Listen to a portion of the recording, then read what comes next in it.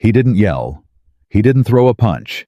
He just stood up slowly, deliberately, and every single person in that cafe went dead silent. 3 men in expensive suits had just laughed at a woman in a wheelchair. They had mocked her, humiliated her, and when one of them reached down and yanked the brake cable from her chair like it was nothing, like she was nothing. Marcus Hale set down his coffee, pushed back his chair, and walked across that room like a man who had crossed deserts to reach far more dangerous destinations. What happened next shocked an entire town, and nobody saw it coming. Drop your city in the comments right now. I want to see how far this story travels. If this is your kind of story, hit subscribe and come with me, because this one is only just beginning. The morning started the way most mornings did in Cedar Valley, Colorado. Quiet, cold, honest. The kind of cold that doesn't apologize for itself. It just sits on your chest the moment you step outside, reminding you that the mountains don't care how warm your bed was. The kind of quiet that belongs to small towns, where people still know their neighbors by name, where the hardware store owner asks about your kids, and where the cafe on Birchwood Street has been serving the same coffee blend for 31 years, because nobody ever asked them to change it. Marcus Hale had been coming to that cafe Patsy's everyone called it, though the sign out front just said, Cedar Valley Diner for 6 years, since the day he moved back. Since the day he buried his wife in the hills east of town and decided that Noah needed stability more than Marcus needed to run from grief. He always sat at the same table. Corner booth, back to the wall, old habits. He ordered black coffee and 2 eggs over easy, and he read whatever newspaper Patsy left on the counter sometimes, yesterday's, sometimes last week's, never quite today's, and he didn't bother anyone, and nobody bothered him. That was the arrangement. That was the life he had chosen. Marcus was 44 years old, built the way men are built, when physical conditioning isn't a hobby, but a survival mechanism. Not bulky, not showy, just solid, the kind of solid that comes from 12 years of doing things most people can't imagine, in places most people will never see. He had a scar that ran from his left jaw to just below his ear, a permanent reminder of a night in a country he was never officially in doing a job that never officially happened. He had hands that could dismantle an engine and reassemble it in an hour, and he had eyes that never fully stopped scanning a room, even when the rest of him was completely still. He had left the Navy SEALs 6 years ago, 1 month after his wife Rachel died. He didn't leave because he wanted to. He left because Noah was 7 years old and suddenly had no mother, and Marcus decided that day that whatever the world needed from him could wait. His son needed him more. So he came home to Cedar Valley, the town where Rachel had grown up, the town where her family still lived, the town that felt more like her than anywhere else on earth. And he opened a small auto repair shop on the edge of Main Street, and he learned how to pack lunches and help with homework and be present in the way he had never fully been when Rachel was alive. It was a different kind of mission. Some days it felt like the harder one.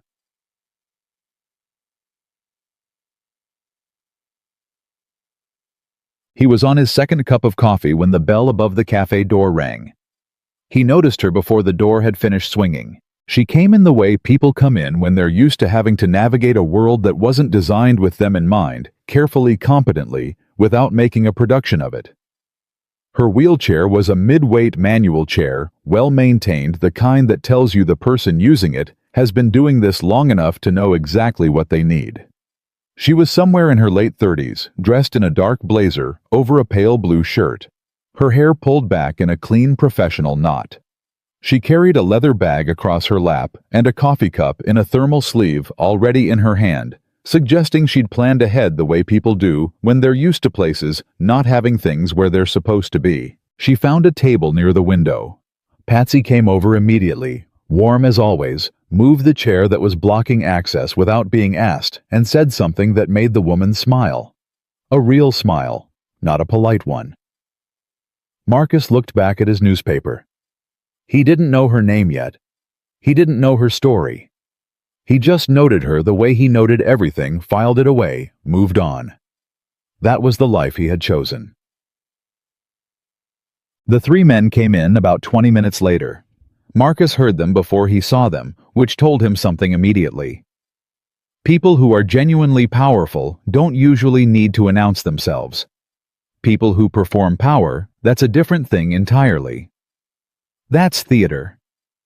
And theater, in Marcus's experience, always had an audience in mind. These men wanted an audience. There were 3 of them, all somewhere in their 50s, all wearing the kind of casual, expensive clothing that says, "I didn't try, but I spent $500 not trying."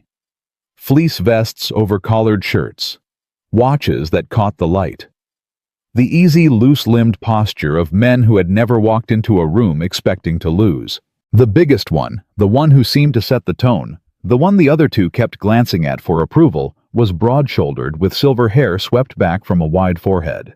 He had a loud voice, and the specific kind of laugh that's designed to carry across a room and make you feel like the whole room is laughing with him, whether you are or not. Marcus had met men like him before, a lot of them. In boardrooms and briefing rooms and in the middle of nowhere, men who used volume and confidence to control space and make everyone else smaller. He watched them settle at the table directly adjacent to the woman in the wheelchair. Not because it was the best table, because it put them next to her and they noticed her, and something in the way the silver-haired man's eyes settled on her made the back of Marcus's neck go still. Not hot, not tense, still. That was always the real warning sign for him. Not anger, stillness. It started small. That's how it always starts. The silver-haired man Marcus would learn his name later, but for now, he was just the man. The one with the voice said something to one of his companions, low enough that Marcus couldn't catch the words, and both men looked at the woman near the window and snorted. She didn't react. She was reading something on her phone, her coffee in her other hand completely composed. Either she hadn't heard, or she had learned long ago that reacting was exactly what people like that wanted. Marcus understood that calculation. He also understood that the calculation only works when the people around you are willing to let it be your burden to carry alone. He watched. The man's voice got a little louder. "I don't understand," he said conversationally, performing casualness the way a bad actor performs it. "Why they don't have a separate section, for convenience." One of his companions, shorter, with a nervous, eager-to-please quality that Marcus had seen in 1,000 subordinates, laughed immediately. Too fast. The laugh of a man auditioning. The third one, a little more subdued, looked briefly uncomfortable. But he didn't say anything. Nobody in the cafe said anything. Patsy was in the back. There were maybe 8 other customers, a couple near the far wall. 2 older men at the counter. A woman alone with a laptop. A young mother with a toddler. Everyone had heard. Marcus could see it in the small collective contraction, the way people pull in when they don't know whether to act and decide the cost of acting is too high. The woman near the window continued looking at her phone, but her coffee cup was very still in her hand. Not relaxed still, controlled still. The stillness of someone keeping their breathing even. Marcus knew that stillness too.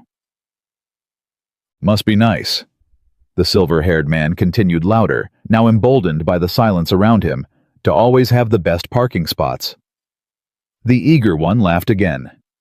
The third man looked at his menu. "Seriously, though," the silver-haired man said, swiveling slightly in his chair, now addressing the room rather than just his companions, performing for the audience that hadn't asked to be in his audience. "What does someone like that even need a table by the window for? It's not like she's going anywhere fast." The woman looked up then. She looked directly at him with dark, steady eyes, and she said very calmly, very clearly, "I can hear you." And he smiled. That was the thing that made Marcus's jaw tighten. Not the cruelty of the words. Marcus had heard cruelty before. Far worse cruelty that left marks you couldn't see. What made something twist cold and precise inside his chest was the smile. The complete absence of shame. The brazen confidence of a man who believed without question that there were no consequences for him here. "Oh, I know," the silver-haired man said pleasantly. "I was kind of counting on it."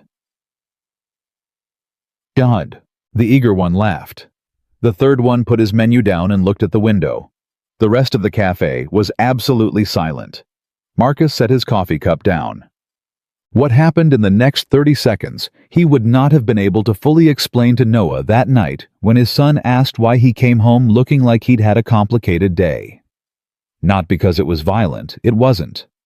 Not because it was dramatic. Not in the way movies are dramatic. It was complicated to explain, because it happened slowly, and it shouldn't have. Because the silver-haired man, still smiling, still performing for an audience that had gone rigid with the particular discomfort of witnessing something wrong and doing nothing, leaned over slightly toward the woman's wheelchair, and he reached down. Casually, like he was picking up something he'd dropped, and he grabbed the brake cable on the left side of her chair, the thin cable that ran from the handbrake to the wheel lock, and he pulled it sharply, deliberately, with just enough force to not quite look intentional if anyone later tried to describe it. The cable snapped free from its housing with a small sharp sound. The woman felt it. Marcus saw it in her eyes, the instant visceral recognition of what had just happened. She looked down. She looked at her wheel.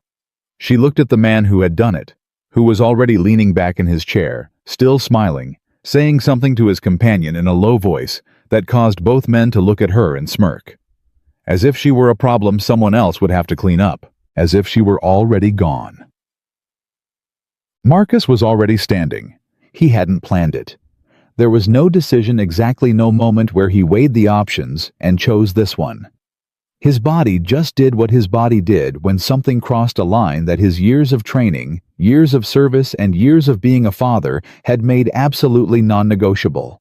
It stood up and moved. He crossed the cafe in 8 steps. He didn't raise his voice. He didn't move quickly. He just walked with the specific, unhurried purposefulness of a man who has never once needed to rush to be the most dangerous thing in a room. He stopped at the silver-haired man's table. He didn't touch anyone. He didn't threaten anyone. He stood there, and the silver-haired man looked up, still wearing that smile, and then something changed in his face. Just slightly. Just enough. The smile didn't disappear entirely, but it stopped reaching his eyes the way a fire stops reaching the edge of its own light. "Help you," the man said. Marcus looked at him for exactly 3 seconds without speaking. Then he said, "You're done." That was all. 2 words. Quiet. Completely calm. The kind of calm that isn't the absence of something, it's the presence of absolute certainty. The eager one's laugh died in his throat. The third man turned and looked fully at Marcus for the first time, and whatever he saw made him sit back slightly in his chair. The silver-haired man opened his mouth. Marcus said, still completely calm, "Don't." The man closed his mouth. Marcus turned away from them, not dismissively. Not as a power play, just practically because they were finished as a matter that required his attention, and he walked to the woman's table. She was watching him. Not with relief exactly. Not with gratitude exactly.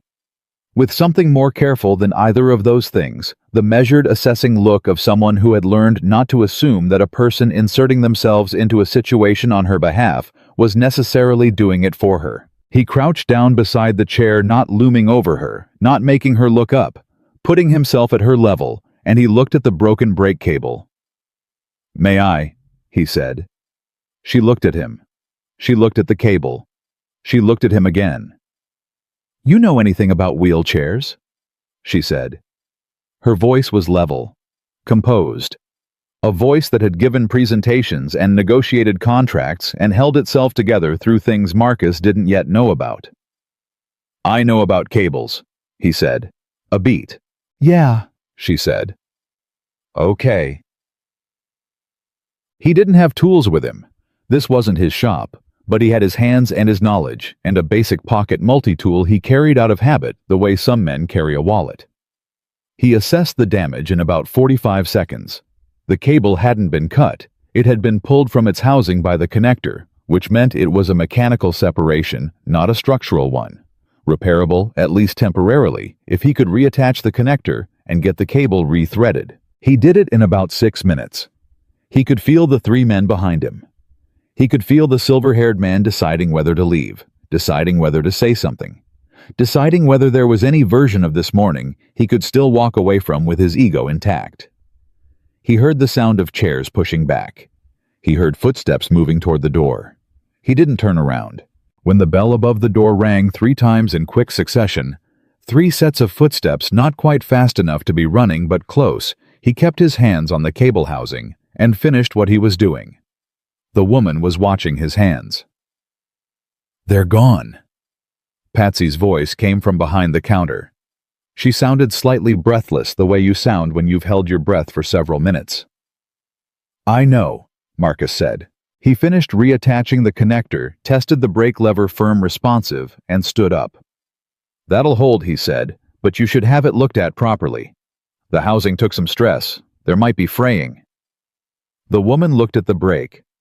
She tested it herself once deliberately, the way you test something you know how to test, and then she looked up at him.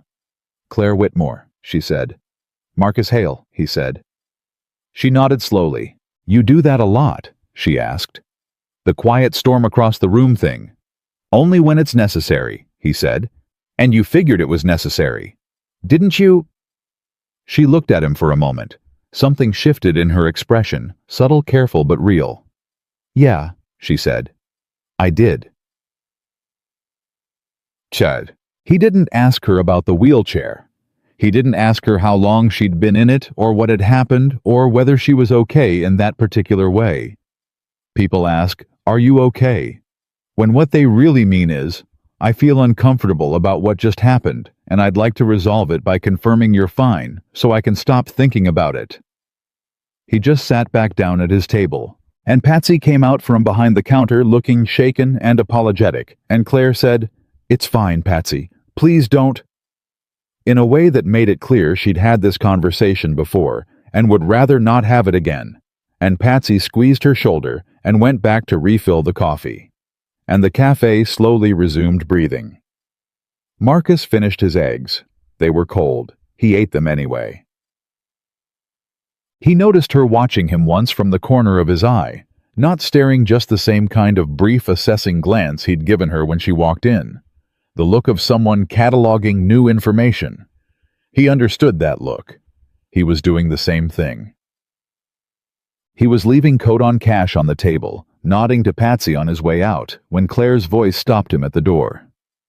"Mr. Hale." He turned. She had her phone in her hand, but she wasn't looking at it. She was looking at him. "Why?" she said. He waited. "Not the cable," she said. "I know why you fixed the cable. You're clearly that kind of person. I mean, before that. When you walked over, you didn't know me. You didn't know anything about me. Why?" Marcus thought about it. Not to construct an answer, he wasn't a man who constructed answers, but because the question deserved the actual truth, and the actual truth was worth taking a second to locate correctly. "Because someone should have," he said, "and nobody was." She held his gaze for a moment. Then she nodded. Not thank you, or not just thank you. Something more considered than that. An acknowledgement. The kind of nod that means, "I understand what you just said, and I'm going to be thinking about it." He pushed open the door. "Have a good morning, Ms. Whitmore," he said.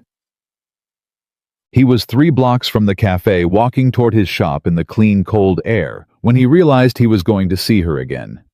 Not because he had planned it, because some things have a kind of gravity, and you don't fully understand it as gravity until you're already moving. He had no idea that morning how true that would turn out to be. He got to the shop at 8:15. His mechanic, a 26-year-old named Denny, who wore the same oil-stained cap every single day and could diagnose an engine problem by sound alone, was already underneath a 2009 Ford F-15. When Marcus walked in. "Morning," Denny said from under the truck. "Morning," Marcus said. "You look like something happened." Coffee was cold.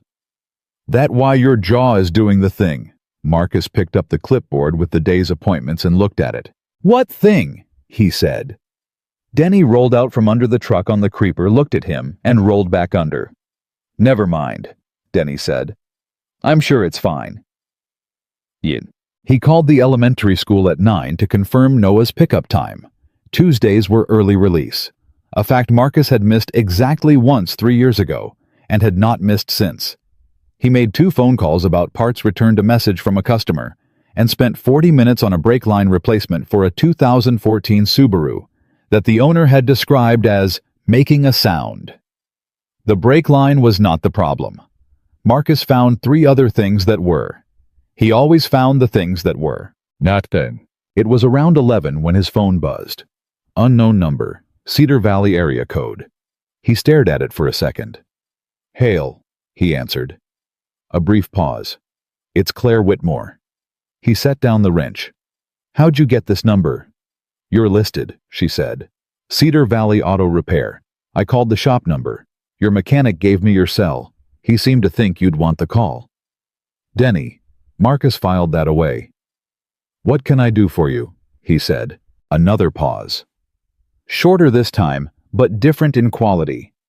The pause of someone choosing their words with precision, not from uncertainty, but from the habit of someone who has learned that what you say and how you say it matters enormously. I want to ask you something, Claire said. And I want to ask you directly because I think you're the kind of person who prefers that. I am, Marcus said. The men this morning, she said.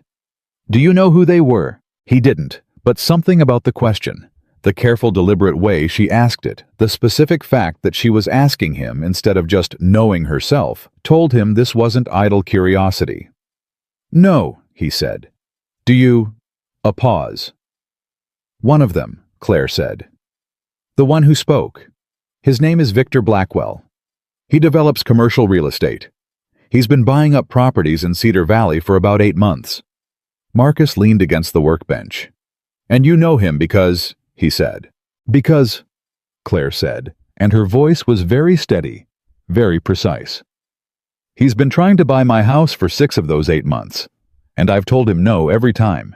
And 3 weeks ago, his attorney sent me a notice claiming there are zoning violations on my property that may require compulsory acquisition, which is, to put it plainly, legally questionable at best and harassment at worst. Marcus was quiet for a moment. That's not a coincidence, he said. What happened this morning? No, Claire said. I don't think it was. Mom. He met her for lunch. It wasn't a decision he deliberated over.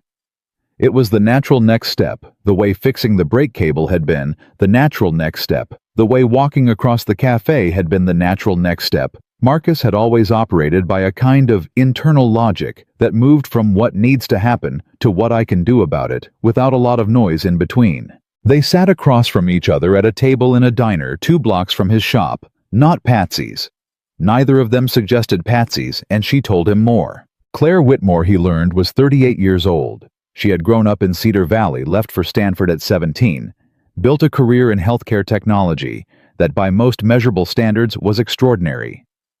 Her company, Whitmore Health Systems, developed software for medical records accessibility, specifically systems that made healthcare data navigable and useful for patients with physical and cognitive disabilities. She had started the company at 31. She had been in a wheelchair since 33. She said it plainly, the way she seemed to say most things, without softening it, without dramatizing it, without inviting a particular response. Car accident, she said. 2 years after I started the company. T10 spinal injury. Incomplete, which means I have some function below the level of injury, but not enough to walk without assistance, and not consistently enough to rely on. Marcus nodded. You came back to Cedar Valley, he said. About a year ago, she said. My parents are here. The company's fully remote, and I thought... She paused, looked at her coffee. I thought it would be easier here than in the city. I thought smaller would mean simpler. And... She looked up. And Victor Blackwell started knocking on my door, she said. The property she owned was her parents' old home, a modest, single-story house on the edge of town that had been adapted over the past year for wheelchair access, widened doorways, a roll-in shower, a modified kitchen. Her parents had moved to a smaller place nearby, She'd bought the house from them, put her own money into it, made it work. It was also, she explained, sitting on exactly the parcel of land that sat between two other properties. Blackwell had already acquired a former hardware store and a lot that had been a gas station, and which he apparently needed to complete a development footprint for a planned commercial complex. He came in the first time very friendly, Claire said. Offered me a fair price. I said no. He came back with a higher number. I said no. He's been escalating ever since. She paused. The zoning notice arrived 3 weeks ago. My attorney says it has some technical basis, but it's thin, and the timing is not a coincidence. And this morning, Marcus said. And this morning. She agreed. Was that him making a point? She looked at him steadily. I think it was him reminding me, she said, that I don't have as many choices as I think I do. Marcus looked at her. She held his gaze without flinching. You're not selling? He said. I'm not selling, she said. He thought about Noah that afternoon, picking him up from school, listening to a detailed 14-minute account of something that had happened at recess that seemed to involve a disputed rule about foursquare, and he thought about what it meant to decide to hold the line on something. Noah was 9 years old and still figuring out which things were worth fighting for and which battles just needed to be walked away from. Marcus had been figuring that out for 44 years. He hadn't always gotten it right. He thought about the 3 men in the cafe. He thought about the cable deliberately yanked from its housing. He thought about the way Victor Blackwell had smiled when Claire said, I can hear you. The smile of a man who believed consequences were for other people. Marcus had spent 12 years making sure consequences reached the people who believed that. He wasn't sure he'd entirely stopped. That night, after Noah was in bed, Marcus sat at his kitchen table with a legal pad and wrote down everything Claire had told him. The timeline, the names, the specifics of the zoning notice, the pattern of escalation. He was a mechanic now.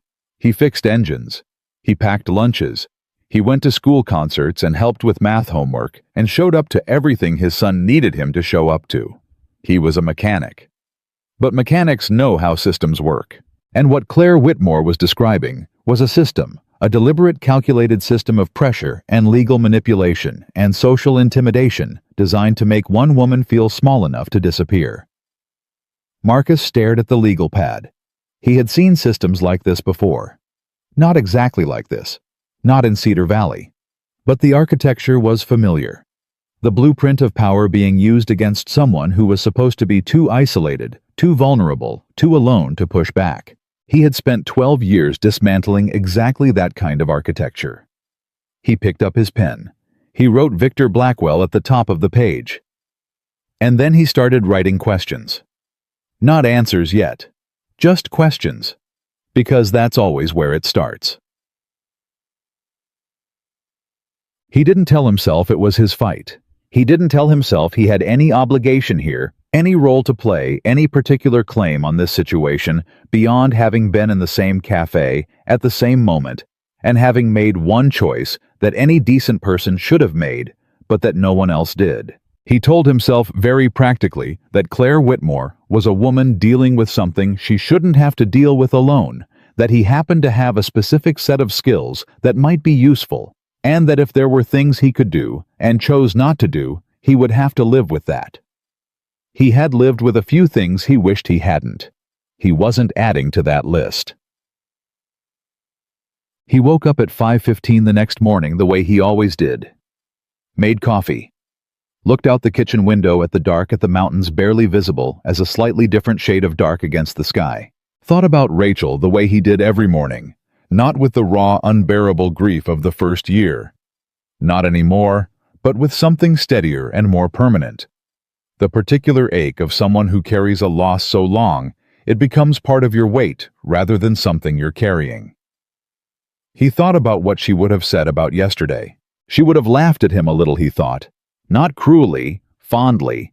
She always laughed at him when he got the look. That's what she called it. The look, the particular focus that came over his face when he'd decided something and was working out how to do it. What are you planning? She would have said. I'm not planning anything, he would have said. and she would have looked at the legal pad with Victor Blackwell's name at the top and raised an eyebrow. She would have said. He drank his coffee. He picked up the legal pad. He started making a different kind of list. The list Marcus made that night had 11 items on it by the time he put the pen down. Not answers. Questions. He'd learned that early in training in the field in the years after, when he was trying to make sense of things that didn't want to be made sense of. You start with questions. You earn the answers. You don't assume. The first question was simple.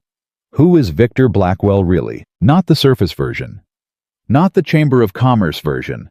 The version that bought ads in the local paper and showed up at ribbon cuttings with a firm handshake and an expensive smile. The real version. The version underneath. Because Marcus had learned something about men like Victor Blackwell. Men who operated with that specific brand of casual public cruelty men who yanked brake cables in full view of a cafe full of people and smiled about it. And what he'd learned was this. That kind of confidence doesn't exist in a vacuum. That kind of certainty that there are no consequences for you, that certainty comes from experience. From having done things before. From having gotten away with them. He circled the first question. Then he put the pad on the counter, checked the lock on the front door, and went to bed. He slept 4 hours. That was normal. By 6:30 the next morning, he had coffee in his hand and his laptop open on the kitchen table, and Noah was still asleep down the hall, and Marcus was reading everything publicly available about Victor Blackwell and the development project in Cedar Valley. There was a lot of it. Blackwell was not a small operation. The company was called Blackwell Properties Group, incorporated in Colorado 12 years ago, with a secondary LLC in Nevada, which Marcus noted and didn't yet know what to do with. They had completed 14 commercial development projects across the state. They had 2 pending projects besides Cedar Valley. Their website was polished and professional and told him almost nothing useful. What told him more was the local coverage. He found 4 articles in the Cedar Valley Courier about the development project, the planned commercial complex Blackwell was assembling the land for. The coverage was largely neutral, the kind of reporting that presents a project as proposed without asking too many questions about how the pieces were coming together. But in the 3rd article, buried in the last 3 paragraphs, was a line that made Marcus stop. It read, "Several longtime property owners in the acquisition corridor have filed complaints with the county assessor's office alleging procedurally improper zoning reclassifications. The county assessor's office has not responded to requests for comment." Marcus read that sentence 3 times. Then he wrote on his legal pad, "Several, not one." Not just Claire. He underlined it. He called Claire at 7:53. She picked up on the 2nd ring. "You're up early," she said. "I don't sleep much," he said. "Did you know about the other complaints, the ones filed with the county assessor?" A pause, shorter than the ones from yesterday. "I knew about one other," she said. "A man named Gerald Foss. He owns the print shop 2 blocks from my house. He got a zoning notice about 6 weeks before mine." The article mentions several. "How many is several? That's what I'm trying to find out," Marcus said. "Can you find out anything from your attorney names, addresses, anything on record?" "Probably," she said. "Give me a few hours. I'll call you this afternoon." "Marcus?" She said his name for the first time, and there was something in the way she said it. Careful, deliberate, the way she did most things, but also something else underneath it. "Yeah," he said. "Why are you doing this?" she said. "And I want the real answer this time, not the version you gave me in the cafe." He thought about the legal pad. He thought about the list. He thought about Rachel raising an eyebrow at the kitchen counter. "Because it's a system," he said, "and I know how to take apart systems." A pause. "Okay," she said. "And then, be careful." "About what?" he said. "About Victor Blackwell," she said. "I've been careful about him for 8 months, and I'm still not sure I know everything I need to know about who he actually is." Marcus looked at his legal pad, at the circled first question. That's exactly what I'm working on, he said. He dropped Noah at school at 8:10. Noah had a spelling test. He had studied the night before sitting at the kitchen table with the word list while Marcus made dinner, and he'd gotten every word right when Marcus quizzed him. "You're going to do great," Marcus told him, pulling up to the drop-off lane. "What if I freeze up?" Noah said. He was 9 years old and already had his father's tendency to preemptively catalog the ways something could go wrong. "You won't," Marcus said. "But what if I do?" "Then you unfreeze," Marcus said. "You take a breath, you go back to what you know, and you keep going." Noah looked at him for a second with those serious dark eyes that were so much like Rachel's, it sometimes stopped Marcus cold. "That sounds like something from your old job," Noah said. "Some things work everywhere," Marcus said. Noah got out of the truck and ran toward the entrance without looking back, the particular confident run of a kid who knows he's loved, and so doesn't need to keep checking. And Marcus watched until the door closed behind him, and then he sat in the drop-off lane for one extra moment before pulling out. Some things work everywhere. He drove to the shop. Denny was already in. He had the radio on low and was refilling the oil in a 2017 Chevy Silverado that had come in the day before, and he looked up when Marcus walked in and said, "The woman called back, by the way." Marcus hung up his jacket. "Which woman?" he said. "The one from yesterday," Denny said. "The one I gave your number to. You're welcome, by the way, for my excellent judgment." "That could have been anyone," Marcus said. "It wasn't, though," Denny said. "She had a very specific kind of voice. The kind where you know she means exactly what she says and nothing extra. I like that in a person." Marcus picked up the clipboard. Tuesday's carryovers plus 3 new appointments. "Don't read into it," Marcus said. "I'm not reading into anything," Denny said, going back to the Silverado. "I'm just saying she called back and you're here early, which is not unusual, but you've also got the thing going on with your jaw." "I have a normal jaw," Marcus said. "Sure," Denny said, and turned the radio up slightly. So, he worked until noon. Genuinely worked 2 oil changes, a timing belt replacement on an older Jeep Cherokee that took longer than expected, because the previous mechanic had cross-threaded one of the tensioner bolts in a way that made Marcus feel a particular exasperation he usually reserved for people who gave up halfway through a job and expected someone else to fix it. He didn't think about Victor Blackwell while he was under the Jeep. He thought about the tensioner bolt. That was one of the things he had always valued about working with his hands, the way it demanded your complete attention, the way it pulled you entirely into the present.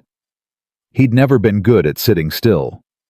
His mind had always worked like an engine. It needed to be doing something, or it started consuming itself. A wrench in his hand was 12 years of muscle memory. It was one of the only things that felt exactly like itself every time.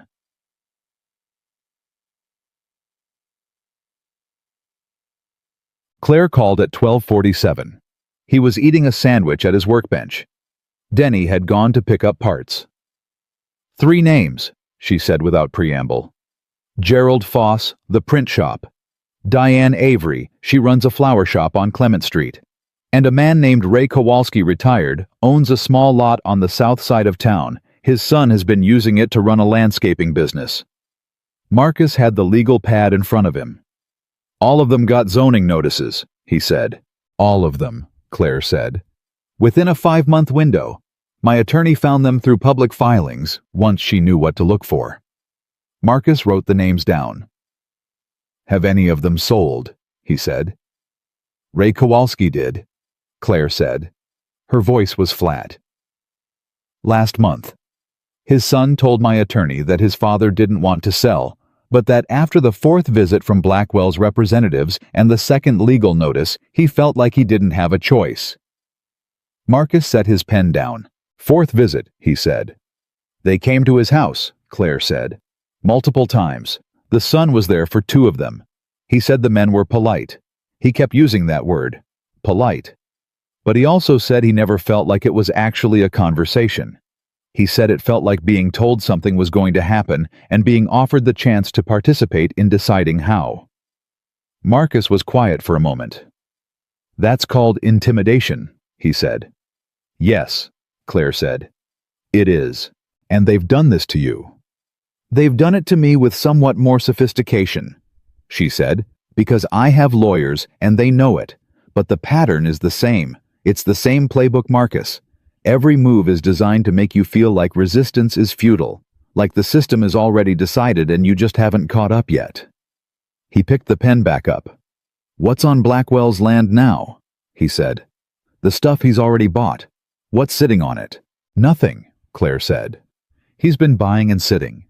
The hardware store has been empty for 3 months. The gas station lot has been cleared. He's in no rush." "He has a financing window," she said. "My attorney found a reference to it in a county permit filing. There's some kind of construction loan arrangement with a 12-month commencement deadline. If he doesn't break ground by the deadline, the financing falls through."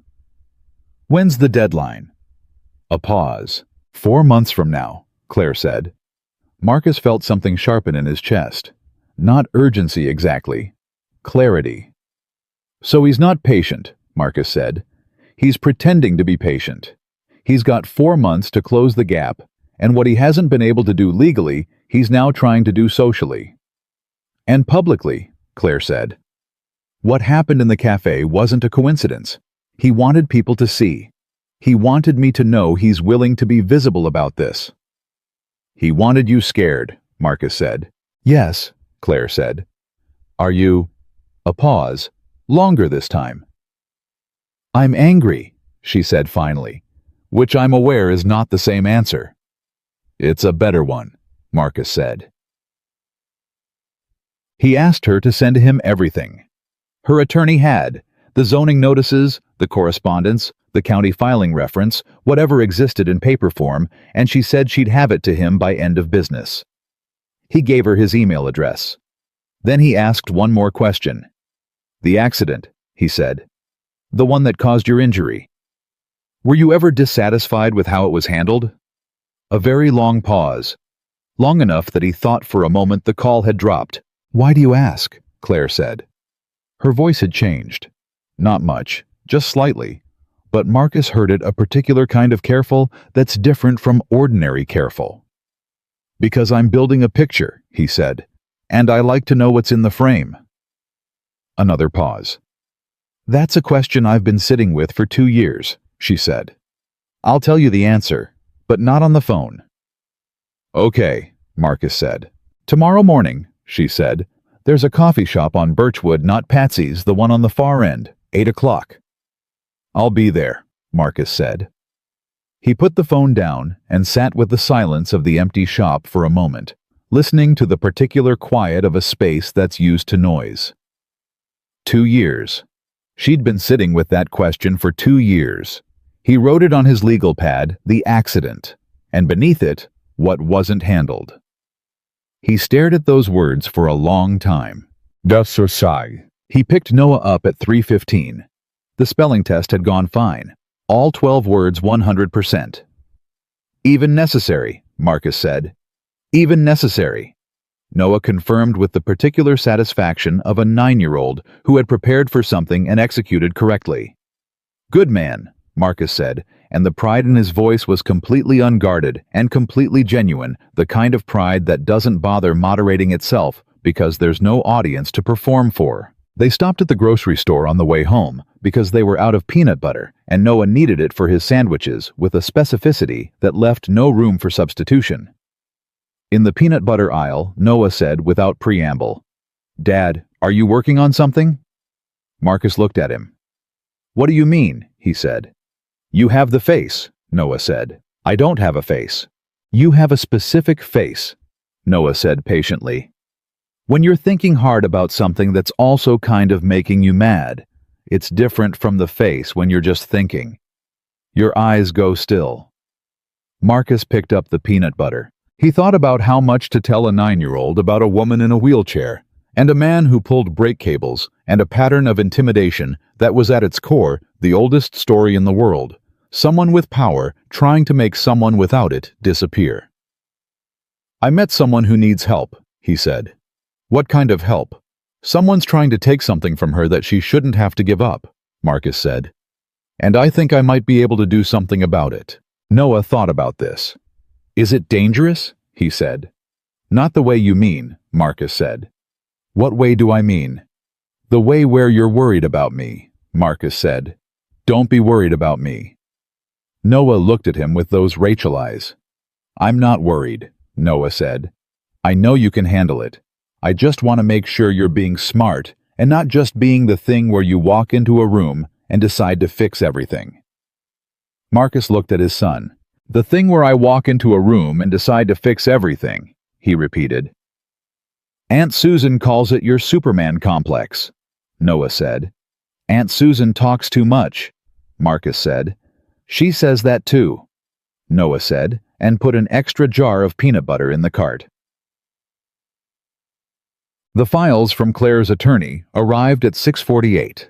Marcus put Noah's dinner on the table pasta, which Noah could eat unremarkable quantities of, without complaint, and read through them after Noah was in bed. They were more detailed than he expected. Claire's attorney, a woman named Patricia Sue, whom Marcus would later discover had been practicing property law in Cedar Valley for 27 years, had organized them cleanly. The original zoning reclassification notice, the correspondence from Blackwell's legal team, the county permit filings, and a separate folder of news clips and public records she'd compiled over the past 3 months. It was the public records that stopped him, specifically a property transaction from 4 years ago. A commercial lot in a town called Millbridge, 40 miles northeast of Cedar Valley. Blackwell Properties Group had acquired it through what appeared to be a legitimate purchase, but attached to the transaction record flagged by Patricia Sue, with a handwritten sticky note that said, "See the variance history" was a sequence of zoning reclassifications that mirrored almost exactly what was happening in Cedar Valley. Same timeline, same pattern, same escalation. Marcus set the paper down and opened his laptop. Millbridge, Colorado. He searched the name combined with Blackwell. Found 3 local news articles from 4 years ago, then found nothing. The project had apparently been completed. The commercial complex had been built. The old downtown corridor it displaced was gone. But in the second article, a brief piece about community opposition to the project. The kind of article that runs once and then disappears. There was a quote from a local business owner who had resisted selling. The quote read, "They made it very clear that things were going to be difficult for us if we didn't cooperate. I don't mean they threatened us outright. They're smarter than that. They just made sure every possible obstacle appeared, every inspection triggered, every renewal questioned, until it wasn't worth fighting anymore. That's how they do it." Marcus read it twice. Then he read the business owner's name. Then he sat back in his chair. The name at the bottom of the quote was Gerald Foss, the same Gerald Foss who owned the print shop 2 blocks from Claire's house, the same Gerald Foss who had received a zoning notice in Cedar Valley 6 weeks before Claire. Marcus stared at the name. Gerald Foss had already run from this exact playbook once, 4 years ago in Millbridge. And now he was here. And now it was happening again.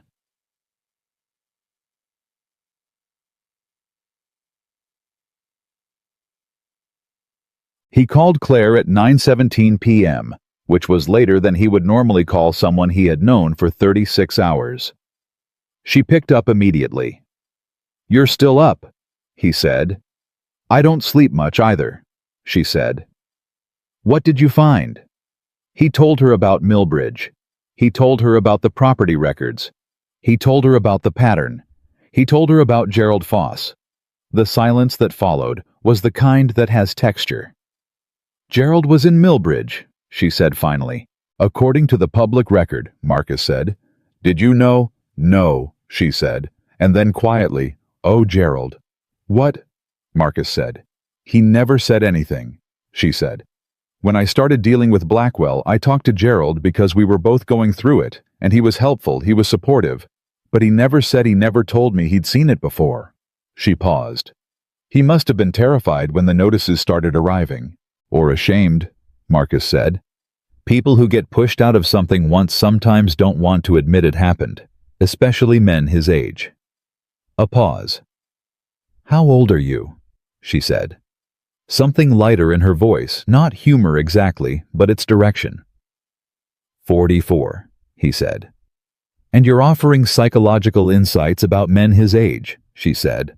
I'm offering what I've observed, he said. She was quiet for a moment, and then she said, You need to talk to Gerald. I was thinking the same thing, Marcus said. But it should probably be you who asks him. Why? Because you know him, Marcus said. And because what I'm going to ask him is going to be hard, and it's better when someone you trust is in the room. Another pause. You think this goes further than property fraud, she said. It wasn't a question. I think, Marcus said carefully, that a man who ran this exact playbook once before and apparently left it clean enough that nobody followed him here. I think that man is either very careful or very protected. Probably both. The quiet between them had weight. Tomorrow morning, Claire said. 8 o'clock. And then we go see Gerald. Together, he said. Together, she said. Is that a problem? He thought about his legal pad. He thought about the 11 questions. He thought about the ones that didn't have answers yet. No, he said. It's not a problem. Good night, Marcus. Good night, he said. He sat at the kitchen table for a while, after he hung up the house quiet around him. Noah asleep, the legal pad open in the pool of lamplight. He added a 12th question. It read, Who protected him in Millbridge?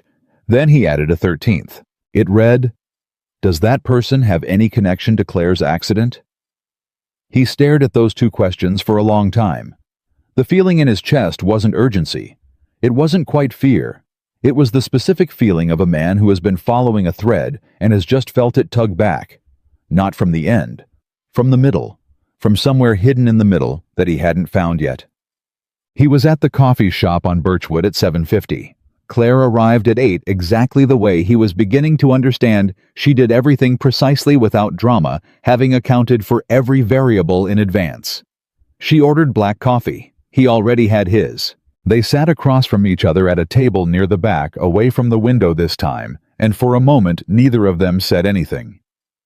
It was the easy silence of 2 people who don't need noise to fill space, and Marcus noticed it and thought that was either a good sign or the sign of 2 people who were both more comfortable with the weight of serious things than with lightness. Maybe both. The accident, he said. She wrapped both hands around her coffee cup. The accident, she said. July 19th, 3 years ago. I was driving back from a work dinner. It was around 10 p.m. A car ran a red light on the intersection of Route 9 and Clement Street, which is 4 blocks from my house, and hit me on the driver's side. She said it the way you say something you have said many times, not without emotion, with the specific controlled emotion of a person who has learned to carry a story without letting it carry them. The driver, Marcus said. His name was Daniel Croft, she said. 22 years old at the time.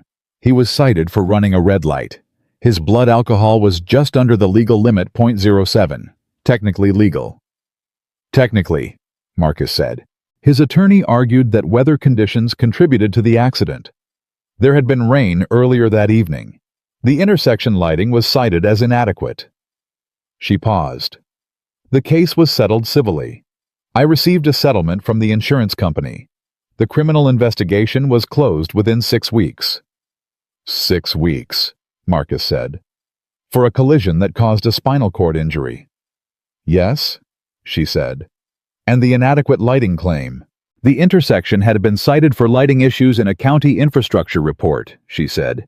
18 months before the accident. The county had never addressed it. Marcus looked at her. And the county at that time, he said slowly, was being lobbied for what? She held his gaze. A zoning variance, she said, for a commercial development project in the Route 9 corridor. The words landed between them like something physical. Marcus felt that thread pull again. Harder this time. Who applied for the variance? He said, though he already had a shape for the answer in his mind. The application was submitted by a subsidiary LLC, Claire said, a company called Blue Ridge Commercial Holdings. She reached into her bag and put a piece of paper on the table. A printed business registration record. Blue Ridge Commercial Holdings. Managing Member Victor Blackwell Properties Group. Marcus sat back. He looked at the paper. He looked at Claire. "You've known," he said. "I've suspected," she said. "Knowing and suspecting are different things. And what I've suspected is this, that Daniel Croft, who happened to be driving drunk, technically not drunk, through an intersection that the county had failed to fix, an intersection near a corridor that Victor Blackwell was trying to develop. That all of that may not have been as random as it appeared. And the investigation that closed in 6 weeks," Marcus said. "Daniel Croft's family," she said. "His father is a man named Robert Croft. He sits on the county planning board." The silence was complete. Marcus picked up the paper. Robert Croft, County Planning Board. Which would mean Robert Croft had a vote on zoning variances. Which would mean a subsidiary of Victor Blackwell's company had applied for a variance in a corridor near the intersection where Robert Croft's son had hit Claire Whitmore's car. Which would mean the night that changed Claire's life might not have been just bad luck. It might have been a message, or a silencing, or both. Marcus put the paper back down on the table. He did not look away from Claire. "How long have you been sitting alone with this?" he said. She looked at her coffee. 2 years and 4 months, she said. Give or take. Something in Marcus's chest, something that had been tight and controlled since the moment he sat down, shifted. Not breaking, not softening into something useless, but reorganizing around a new center of gravity. This was not about a property development scheme anymore. This was about a woman who might have had her life deliberately broken by people with power and connections in order to remove her from a situation that inconvenienced them, and who had spent 2 years in a wheelchair carrying that possibility alone because there was no one she trusted enough to carry it with her. "You're not alone with it anymore," he said. She looked up. Her eyes were steady. They were always steady. He was learning, but behind the steadiness he could see it now. The exhaustion of a person who has been holding something too heavy for too long and is only just beginning to believe someone else might actually help her hold it. "Marcus," she said. "Yeah," he said. "I need you to understand something," she said. "I'm not asking you to fix this. I'm not asking you to fight this for me. I've been fighting this myself for 2 years, and I'm going to keep fighting it. What I'm asking—" She stopped, started again. "What I'm asking is whether you're willing to fight it with me, because that's different. And if you're not sure about the difference, I need to know now." He looked at her. He thought about the 12 years of missions he had been part of, the ones where he went in alone. The ones where he went in with a team, and how different those two things felt, and which one he had always believed produced better results. "I know the difference," he said. She looked at him for a long moment. "Okay," she said. "Okay," he said. He picked up his coffee. She picked up hers. "Now let's go talk to Gerald Foss," she said, "and find out exactly what he's been afraid to tell us." Outside Cedar Valley was waking up to another cold, honest morning. And somewhere in this town, Marcus was certain there were people who were not yet aware that the woman they'd been trying to erase had just found someone who knew exactly how to make people like them impossible to ignore. Gerald Foss ran his print shop the way men of his generation ran everything they loved, with stubbornness, consistency, and a refusal to modernize anything that still worked perfectly well the old way. The shop had been on Clement Street for 22 years. The same hand-painted sign, the same bell above the door, the same smell of ink and paper and machine oil that Gerald had probably stopped noticing sometime around his 3rd year in business and would never smell again once it was gone. He was 67 years old. He had the hands of a man who had worked with them his entire life, and the eyes of a man who had seen enough to stop being surprised by most things.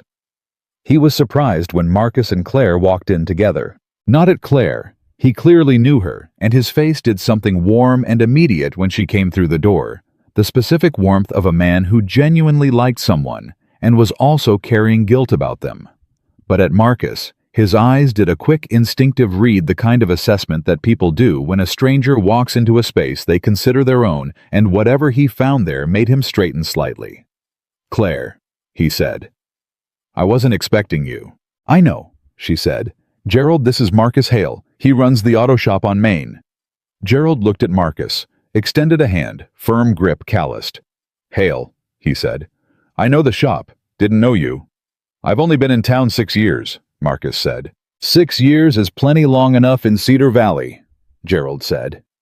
He was already watching them both with the careful attention of a man who understood that two people don't show up together unannounced at 9 in the morning without a reason.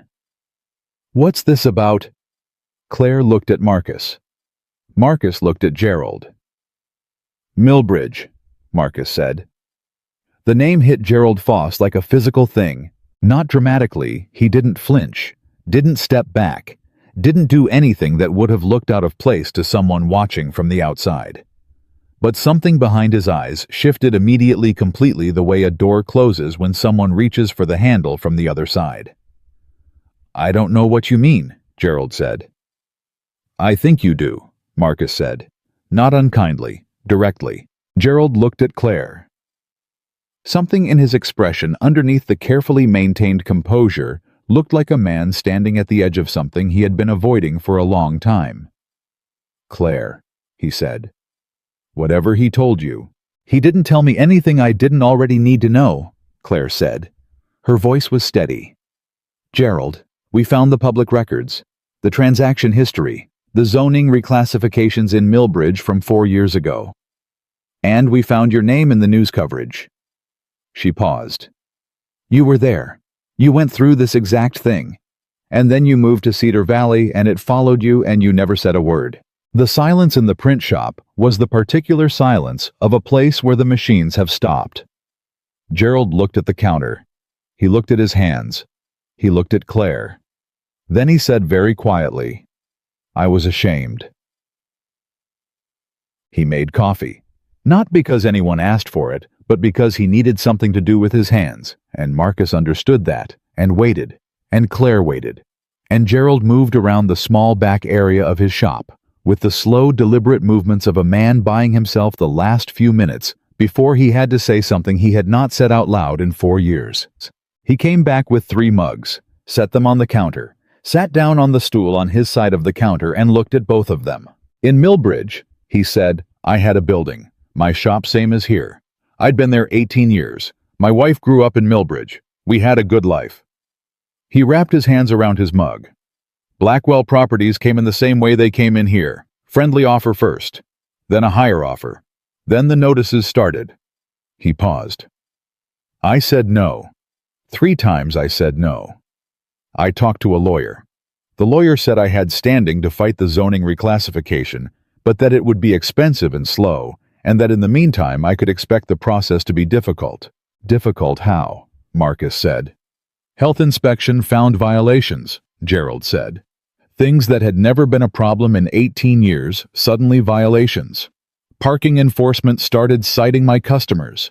My delivery company told me their insurance wouldn't cover the route to my building anymore, due to a reclassification of the road access. Things that by themselves could be coincidence, but together... He stopped. Together it was a message.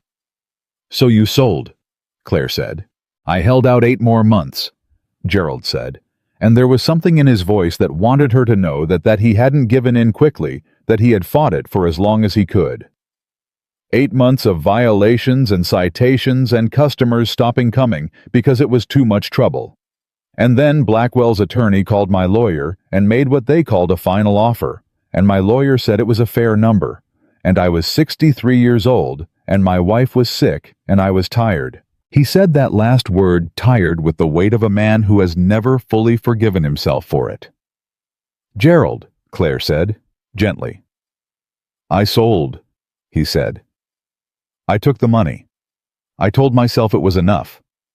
I told myself I'd start over somewhere new. He looked up.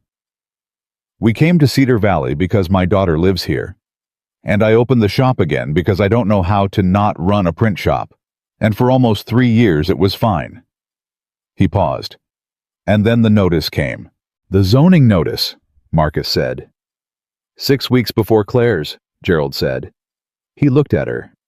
I knew immediately what it was. I recognized the name on the correspondence. I knew the playbook every step of it. I'd lived through it once. Why didn't you tell me? Claire said. He looked at her, and the shame in his face was so genuine and so old that it was almost hard to watch. Because I sold last time, he said. And I was afraid if you knew that you'd think I was going to sell again. And I was afraid. He stopped. Started again. I was afraid you'd be right. The silence after that was the kind that doesn't need to be filled. Claire looked at him for a long moment. Are you going to sell? She said. Gerald looked at his hands. Then he looked up. Not this time, he said. His voice was quiet, but it didn't waver. Then we're doing this together, she said. Something happened in Gerald Foss's face. Something opened slowly, the way a door opens in a house that's been shut up too long, letting in cold air that is still unmistakably fresh. What's the plan? He said. Marcus put his coffee down. First, he said, I need you to tell me everything you know about how they operated in Millbridge. Every name, every contact, every step of the process. Because what we're building right now is a pattern, and the cleaner we can document it, the harder it becomes to dismiss. Gerald nodded. There's more, Marcus said. There's a name I need to ask you about, Robert Croft. Gerald went very still. Where did you hear that name? He said. It's connected, Marcus said, to what happened to Claire, to the accident. Gerald looked at Claire. His expression was something between recognition and a kind of deep, pained dread, the expression of a man who has known a secret so long that being asked about it is almost a relief and almost unbearable in equal measure. Robert Croft, Gerald said carefully. Sat on the planning board in Millbridge, too. Marcus felt everything in the room shift. Millbridge, he said. Croft was on the planning board in Millbridge. Not by that name, Gerald said. His wife's maiden name. He sat on the Millbridge planning board as Robert Harden. His mother's name. I didn't figure out who he actually was until almost a year after I sold and moved here, when I saw him mentioned in a Cedar Valley Courier article about the county planning board. He looked between the two of them. I recognized him, Gerald said. From Millbridge. From the board meetings where he voted every time in favor of Blackwell's variance requests. Every single time. Without question. Consistent as a clock. Marcus was writing on the back of a receipt he'd pulled from his pocket. Gerald noticed and pushed a notepad across the counter without being asked. Robert Croft, Marcus said, writing, is using different names on planning boards in different counties. He votes in favor of Blackwell's projects, and his son Daniel is the driver who hit Claire. I don't know about the accident, Gerald said carefully. I don't know if those things are connected. I do, Claire said. Both men looked at her. She had been quieter in the last few minutes, listening more than speaking in the way Marcus was beginning to recognize as her processing mode, the mode where she was taking in new information and building something with it internally that she would articulate when it was fully formed. Robert Croft voted on the Route 9 corridor variance, she said. The one that Blackwell's subsidiary applied for. The one where the intersection sat. The intersection the county had never fixed. She paused. If you're Robert Croft, and you know that Victor Blackwell is going to be building something on Route 9, and you know that a woman has moved back to Cedar Valley, who has the legal resources and the intelligence to potentially complicate that project, because I had already at that point filed one public comment opposing a different Blackwell permit application. She stopped. You're saying you were already on his radar, Marcus said, before the accident. I filed the comment 2 months before the accident, she said. I didn't think anything of it at the time. It was a standard public process. But yes, I was on the record opposing a Blackwell project. The three of them sat with what that meant. This is a theory, Marcus said. He was not dismissing it. He was being precise the way you have to be precise when something is this serious. A theory with strong circumstantial support. But we need more than theory. I know, Claire said. Which means we need someone who can investigate officially, Marcus said. Not us. I have a contact, Claire said. A journalist. Her name is Renata Voss. She's been covering municipal development in this region for 11 years for the Denver Post. She contacted me 3 months ago. She'd noticed the pattern in Cedar Valley and wanted to talk. I said no at the time. Why? Gerald said. Because I didn't have enough, she said. And because I was afraid that if I talked publicly before I had enough, Blackwell's attorneys would move to suppress everything before it could gain traction. She looked at Marcus. But now we might have enough to give her something real, Marcus said. Millbridge, the planning board alias, the timeline connecting Croft, the accident, and the variance applications. It's still circumstantial, Gerald said. Circumstantial is where investigations start, Marcus said. We're not trying to prosecute him in this room. We're trying to give someone with subpoena power a reason to start pulling threads. Gerald looked at his mug. If I talk to a journalist, he said slowly, about what happened in Millbridge, about selling about all of it. You'll be on record, Marcus said. Yes. And Blackwell will know, Gerald said. Blackwell will find out, Marcus said. That's unavoidable. The question is whether that changes what you're willing to do. Gerald was quiet. Then he said, My daughter has 2 kids. She lives 4 blocks from here. I think about that sometimes when I'm trying to decide how much fight I've got left. The room was very still. Then think about this, Marcus said. His voice was quiet, but it had the quality of something that does not need volume to fill a space. Right now, Blackwell is moving on this town because he believes nobody here is connected enough, organized enough, or motivated enough to make it costly for him to do it. He's wrong, but he won't know he's wrong until we show him.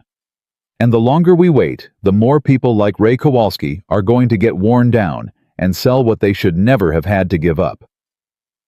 Your daughter lives 4 blocks from here. That means she lives in the town Victor Blackwell is trying to reshape to his advantage. Is that the Cedar Valley you want her raising her kids in? Gerald Foss looked at Marcus for a long time. Then he looked at Claire. Call your journalist, he said. They left Gerald's shop at 10:45. The street outside was mid-morning quiet. A few cars, a woman walking a dog, the ordinary rhythm of a small town doing its ordinary things. Marcus and Claire stood on the sidewalk for a moment. You knew how to say exactly the right thing to him, she said. The part about his daughter. I didn't calculate it, Marcus said. I know, she said. That's why it worked. He looked at her. Call Renata Voss, he said. Today, don't wait. I will, she said. There's something else, though. Something I didn't say in front of Gerald because I needed to think about whether to say it at all. Marcus waited. She looked at the street. Not avoiding his eyes, he thought just choosing her words with the precise care she always used.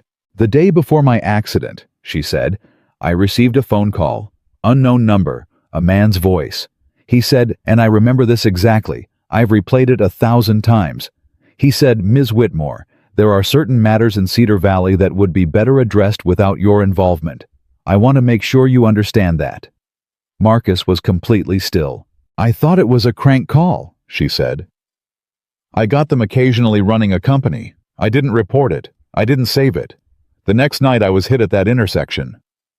The morning air was cold enough that her breath made a small cloud when she exhaled. I've never told anyone that, she said. Not my parents, not my attorney, not the police. She paused. Because without the recording, without anything to support it, it sounds like something someone constructs after the fact to make a tragedy into something more meaningful. And I needed to know which one it was before I said it out loud. And now, Marcus said. She looked at him. Now I have Robert Croft on 2 planning boards under 2 different names, both of them voting consistently for Blackwell's interests. Now I have a pattern in Millbridge that mirrors what's happening here. Now I have a journalist with 11 years of documentation. She paused. Now I think it sounds like evidence. Marcus looked at her steadily. It needs to be in front of law enforcement, he said. The phone call, the timing, all of it. Not just Renata Voss, the sheriff.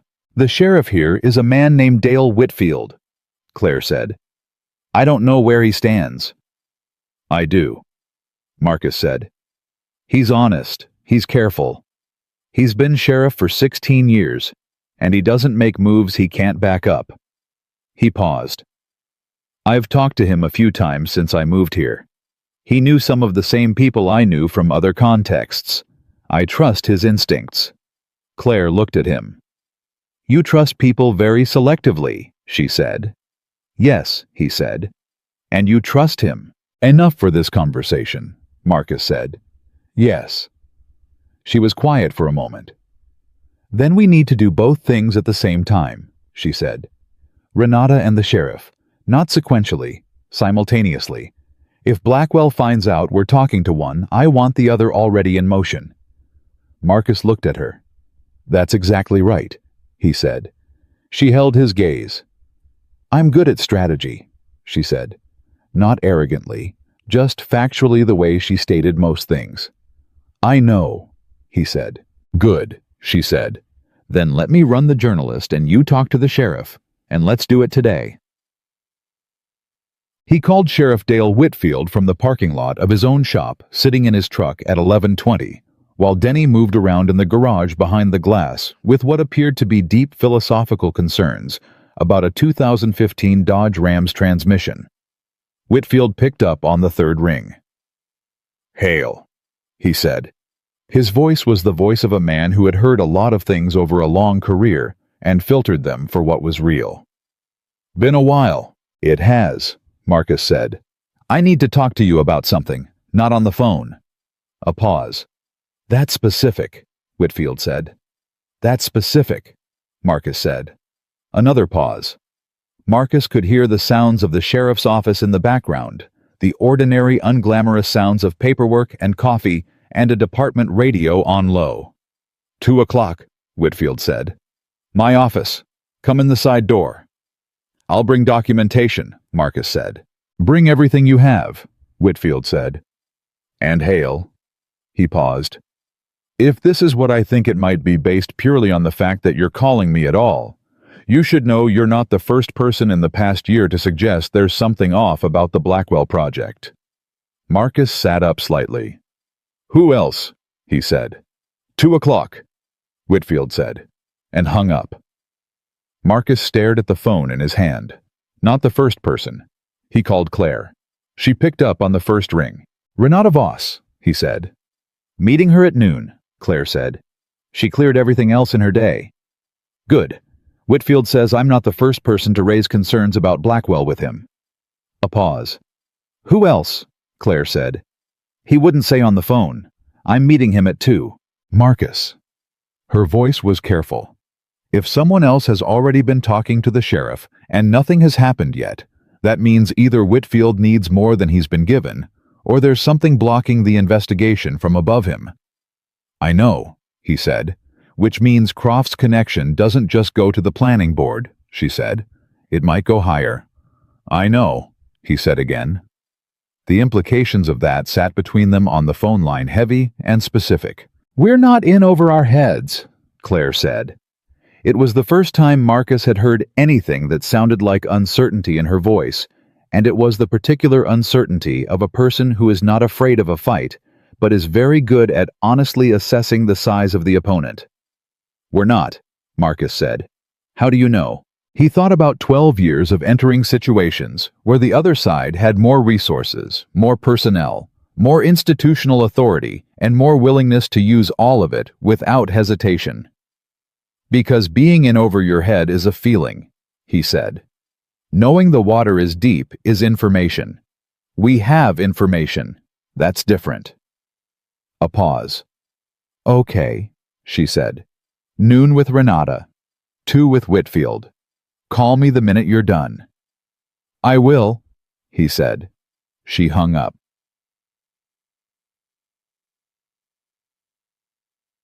The meeting with Renata Voss lasted 2 hours. Marcus wasn't there for it. They had agreed he would let Claire lead that one, partly because the journalistic relationship was Claire's to own, partly because Marcus knew from experience that the more people in an initial conversation like that, the more diluted the signal becomes. Let one person carry it clean. He heard about it in pieces that afternoon, between his 2 o'clock with Whitfield and a call that evening, and what he heard made him understand why Renata Voss had cleared her entire day. She had been tracking Blackwell Properties Group for almost a year. Not just in Cedar Valley, across 3 counties, 4 projects, 8 years of development activity. She had a file, a substantial file. She had the Millbridge records, the variance applications, the public meeting minutes. What she didn't have, what she had been missing, was the alias. Robert Hardin equaling Robert Croft. That connection. That was the piece. When Claire told her about Hardin Croft, Renata Voss had gone quiet for approximately 45 seconds, which Claire said felt like watching someone add the final element to a chemical equation and wait to see if it exploded. It did not explode. Something better happened. It clicked. Renata said she needed 2 weeks to verify and could not publish anything without independent confirmation of the alias. Claire said she understood. Renata said she also wanted to talk to Marcus. Claire said she'd arrange it. And then Renata said one more thing at the door as Claire was leaving. She said, "Ms. Whitmore, there is one more piece I've been trying to locate for 8 months that I haven't been able to confirm. It relates to the accident. Do you happen to know if Daniel Croft was carrying a phone at the time of the collision?" Claire had stopped. "I don't know," she said. "Why?" "Because," Renata said carefully, "there are no phone records in the public case file, which is unusual for a traffic collision investigation. Usually the records are subpoenaed routinely to check for distracted driving. In this case, they don't appear to have been." Claire had stood at the door for a moment. "Who closed the investigation?" she said. Renata had looked at her. "The detective of record," she said, "was a man named Paul Garrity. He retired from the county sheriff's department 7 months after closing your case. He now works for a private security firm." She paused. "The firm is called Blue Ridge Security Solutions." Blue Ridge. The same name. The subsidiary, LLC. Blue Ridge Commercial Holdings. Now Blue Ridge Security Solutions. Claire had not said anything for a moment. Then she had said very quietly, "He retired into Blackwell's organization. I can't confirm that directly yet," Renata said. "But the name overlap is not something I'm inclined to call coincidental." Marcus got that information from Claire at 5:15, standing outside the sheriff's office, where he had just spent 90 minutes with Dale Whitfield laying out everything he had. His meeting with Whitfield had been its own kind of revelation. Whitfield was exactly what Marcus had described to Claire. Careful, honest 16 years of reading situations for what was real versus what was presented. He had listened to everything Marcus said without interrupting, which is rarer than it should be, and he had looked at the documentation, and he had been quiet for a while. Then he'd said, "The other person who raised concerns about Blackwell was a woman named Diane Avery. She runs a flower shop. She came to me about the zoning notice 4 months ago, and she told me she thought something was wrong, but what she had was a feeling and a timeline and not much else. I told her to document everything and come back if anything escalated." "And did she come back?" Marcus said. 3 weeks ago, Whitfield said. "She came back and told me about something one of Blackwell's representatives had said during a visit to her shop. The man had said, and she wrote it down, which I respect. Ms. Avery, the county has limited patience for property owners who create complications. I'd encourage you to consider what kind of neighbor you want to be going forward." Marcus looked at him. "That's a threat," Marcus said. "It's positioned to not be one," Whitfield said. "It's designed to be ambiguous. That's the sophistication of it." He paused. "What you've brought me today is the first thing that gives it a structure I can work with. The alias, the planning board connections, the pattern across counties." He looked at Marcus steadily. "But Hale, I need you to understand something. If what you're suggesting is accurate, if this goes up to the planning board level with a connected detective and a suppressed investigation, then this is not something I can handle as a local sheriff without support from above. I need to contact the state attorney general's office." "Will you?" Marcus said. Whitfield looked at him. "I'm going to make a call this afternoon," he said. What I need from you is that you and Ms. Whitmore don't move publicly on any of this until I have that conversation. Because if Blackwell gets wind that a formal investigation is opening before we've secured the documentation, he'll move to destroy records, Marcus said. Yes, Whitfield said. How long do you need? Marcus said. 48 hours, Whitfield said, to make the initial contact and understand what the state can do and how fast. Marcus thought about Claire, about the 4-month financing deadline, about Renata Voss with her 2-week verification timeline. 48 hours, he said. Can you hold? Whitfield said. We can hold, Marcus said. He was still processing that conversation when Claire told him about Renata's revelation, the missing phone records, the retired detective Blue Ridge Security Solutions. He stood on the sidewalk outside the sheriff's office in the cold afternoon air, the light already thinning toward evening, and he felt the particular sensation of a picture coming fully into focus. The accident was not investigated properly. The detective who closed it retired into Blackwell's organization. The phone records, which would have shown whether Daniel Croft was distracted, whether he was on a call at the moment of impact, whether someone had been in contact with him in the minutes before he ran that light, were simply absent. A call Claire had received the night before the accident. Ms. Whitmore, there are certain matters in Cedar Valley that would be better addressed without your involvement. He said to Claire on the phone at 5:20, We need Daniel Croft's phone records. How do we get them? She said. Whitfield's opening a conversation with the state AG, Marcus said. If the state picks this up formally, they have subpoena power. They can pull the records 3 years later if they need to. And if Blackwell's attorneys move to block it, that itself becomes the story, Marcus said. The moment you lawyer up against a subpoena, you've confirmed there's something to find. A pause. 48 hours, she said. She'd been listening to everything. 48 hours, he confirmed. We hold. We don't contact Renata about the new information yet. We don't say anything publicly. We let Whitfield make his call. And in 48 hours, she said. In 48 hours, Marcus said, we find out whether we have a formal investigation or whether we're still doing this ourselves. And if it's the latter, she said, then we take it to Renata with everything all at once and we make it impossible to bury. Claire was quiet for a moment. Then she said something he didn't expect. Marcus? She said, what happens to you when this is over? I mean, you have a shop. You have a son. You've walked into the middle of something that is now, whether you intended it or not, extremely serious. If Blackwell figures out who you are and what you've been doing...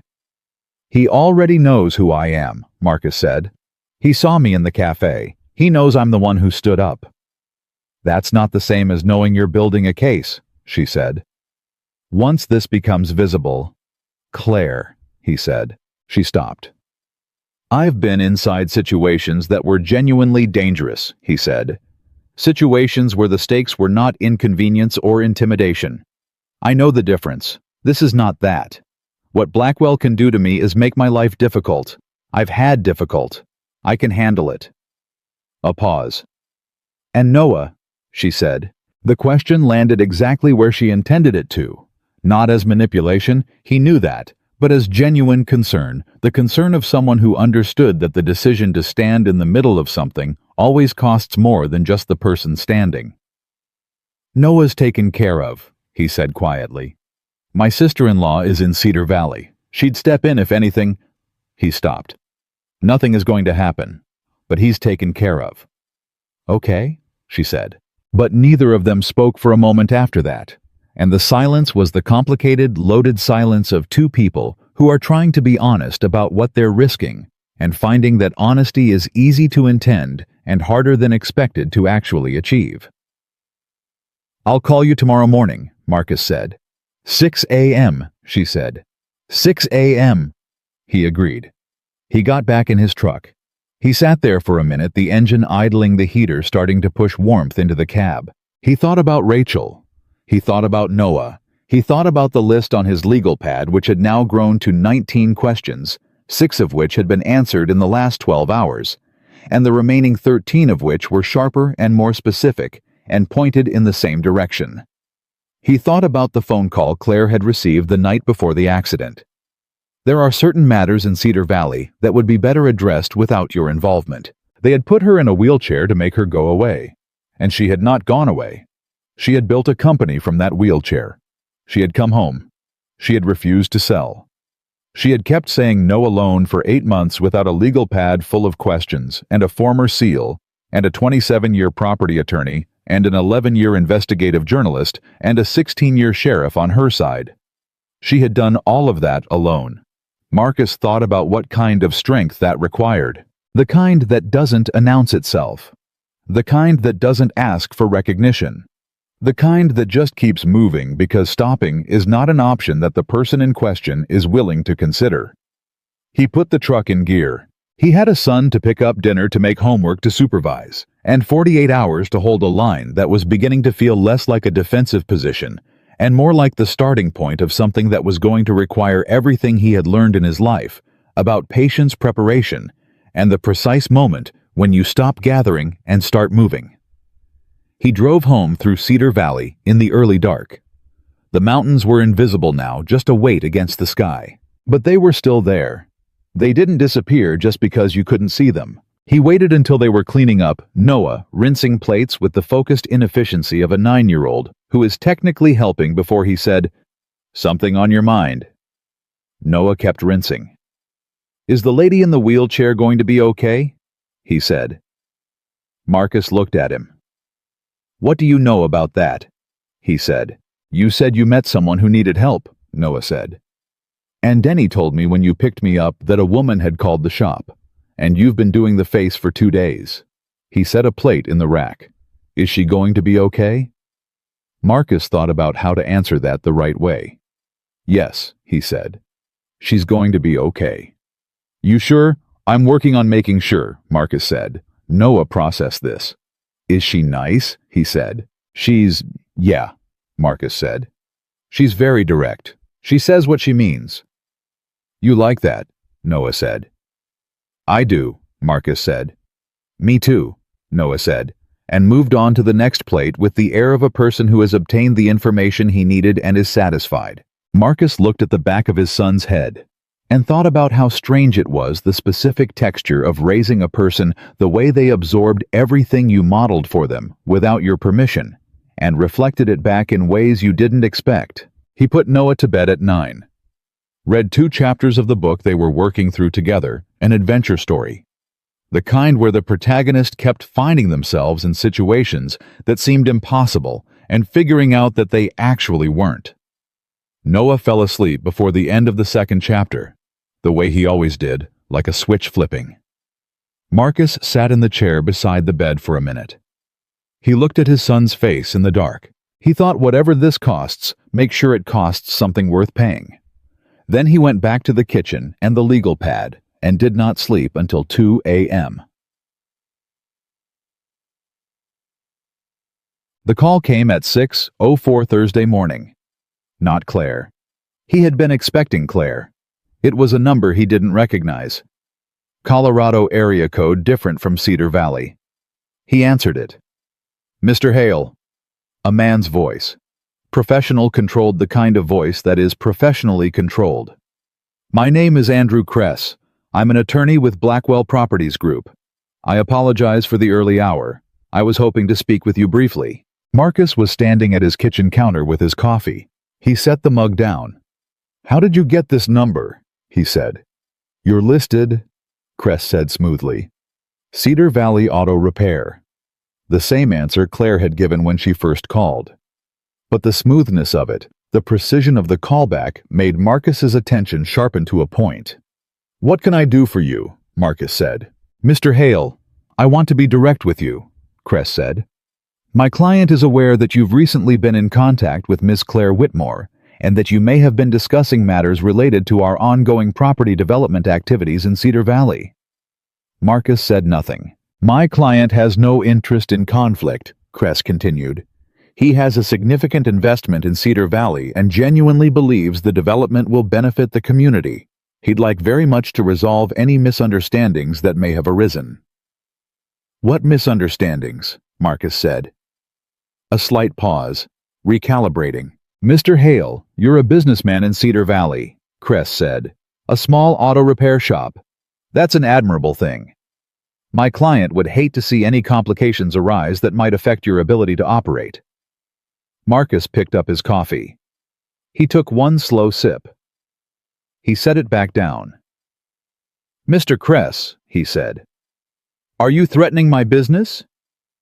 Absolutely not, Kress said immediately. I'm expressing my client's sincere hope that matters remain friendly between all parties. I'm simply... You're warning me, Marcus said. Calm, completely calm.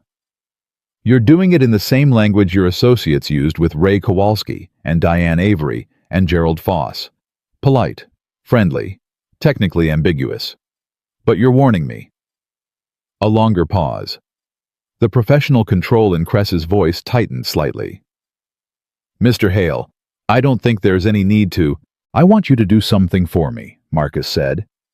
I want you to call your client right now after we hang up, and I want you to tell him exactly what I'm about to say to you. He paused. Let the pause do its work. Tell him I've been in tighter spots than this, with people who had a lot more resources and a lot less to hide.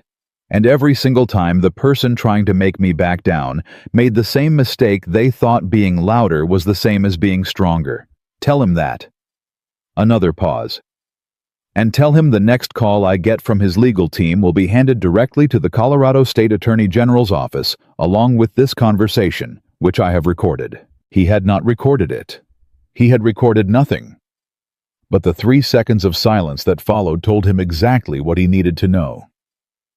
Have a good morning, Mr. Kress, Marcus said. He hung up. He stood at the counter. He picked up his coffee.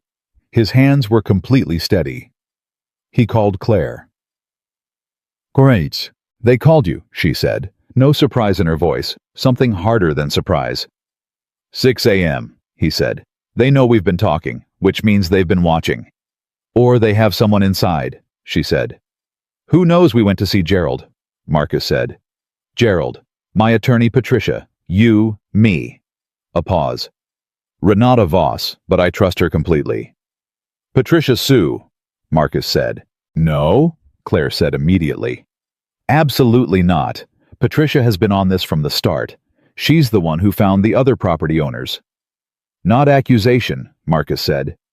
Process of elimination. If it's not Patricia, and it's not Renata, and it's not you or me, then it's surveillance, physical or digital. How would they? She stopped. My phone. Possibly, Marcus said. Or Gerald's. Or they simply had someone watching the print shop, which is not difficult in a town this size. A pause. They're scared, Claire said. They wouldn't call you at 6 in the morning to threaten your business if they weren't scared. They're not scared, Marcus said. Not yet. They're calibrating. They want to know how serious we are before they decide how seriously to respond. He paused. The call tells me something else. They don't know about Whitfield. If they knew a formal law enforcement conversation had already happened, the call would have been different. Harder. Legal threats, not social ones. So we still have the element of surprise on the investigation front, Claire said. For now, Marcus said. But that window is closing. The more we move, the more visible we become, and the more visible we become, the more time they have to prepare, she said. Has Whitfield called you? Marcus said. No. He hasn't called me either, Marcus said. Which means he's still in conversation with the state office, or he's waiting for something. Or something complicated is happening at that level, Claire said. Her voice was careful. I'm going to go see him, Marcus said. In person, right now, before I open the shop. I'm coming, she said. You don't, Marcus. Her voice was level, patient, the voice of a woman who had made her position clear more than once and would continue making it clear as many times as necessary. This is my life they disrupted, my house they want, my accident they covered up. You are helping me, which I am grateful for, but I am not waiting at home while the decisions about my situation happen without me. A pause. 8:15, he said. Side door. I'll be there at 8:10, she said. She was there at 8:10. Whitfield was already in his office, which meant he'd come in early, which meant something had happened. He stood when they came in, not a formality, something more instinctive, the kind of standing that acknowledges the weight of what's about to be said. "Sit down," he said. They did. He sat down across from them and folded his hands on the desk and looked at both of them with the look of a man who has something to say and is deciding the cleanest way to say it. "I spoke with the state AG's office yesterday afternoon," he said. "Specifically with a deputy AG named Carol Marsh, who handles municipal fraud cases. I laid out everything Hale gave me." He paused. "She already had a partial file." Claire went still. "She already had a file on Blackwell," Marcus said.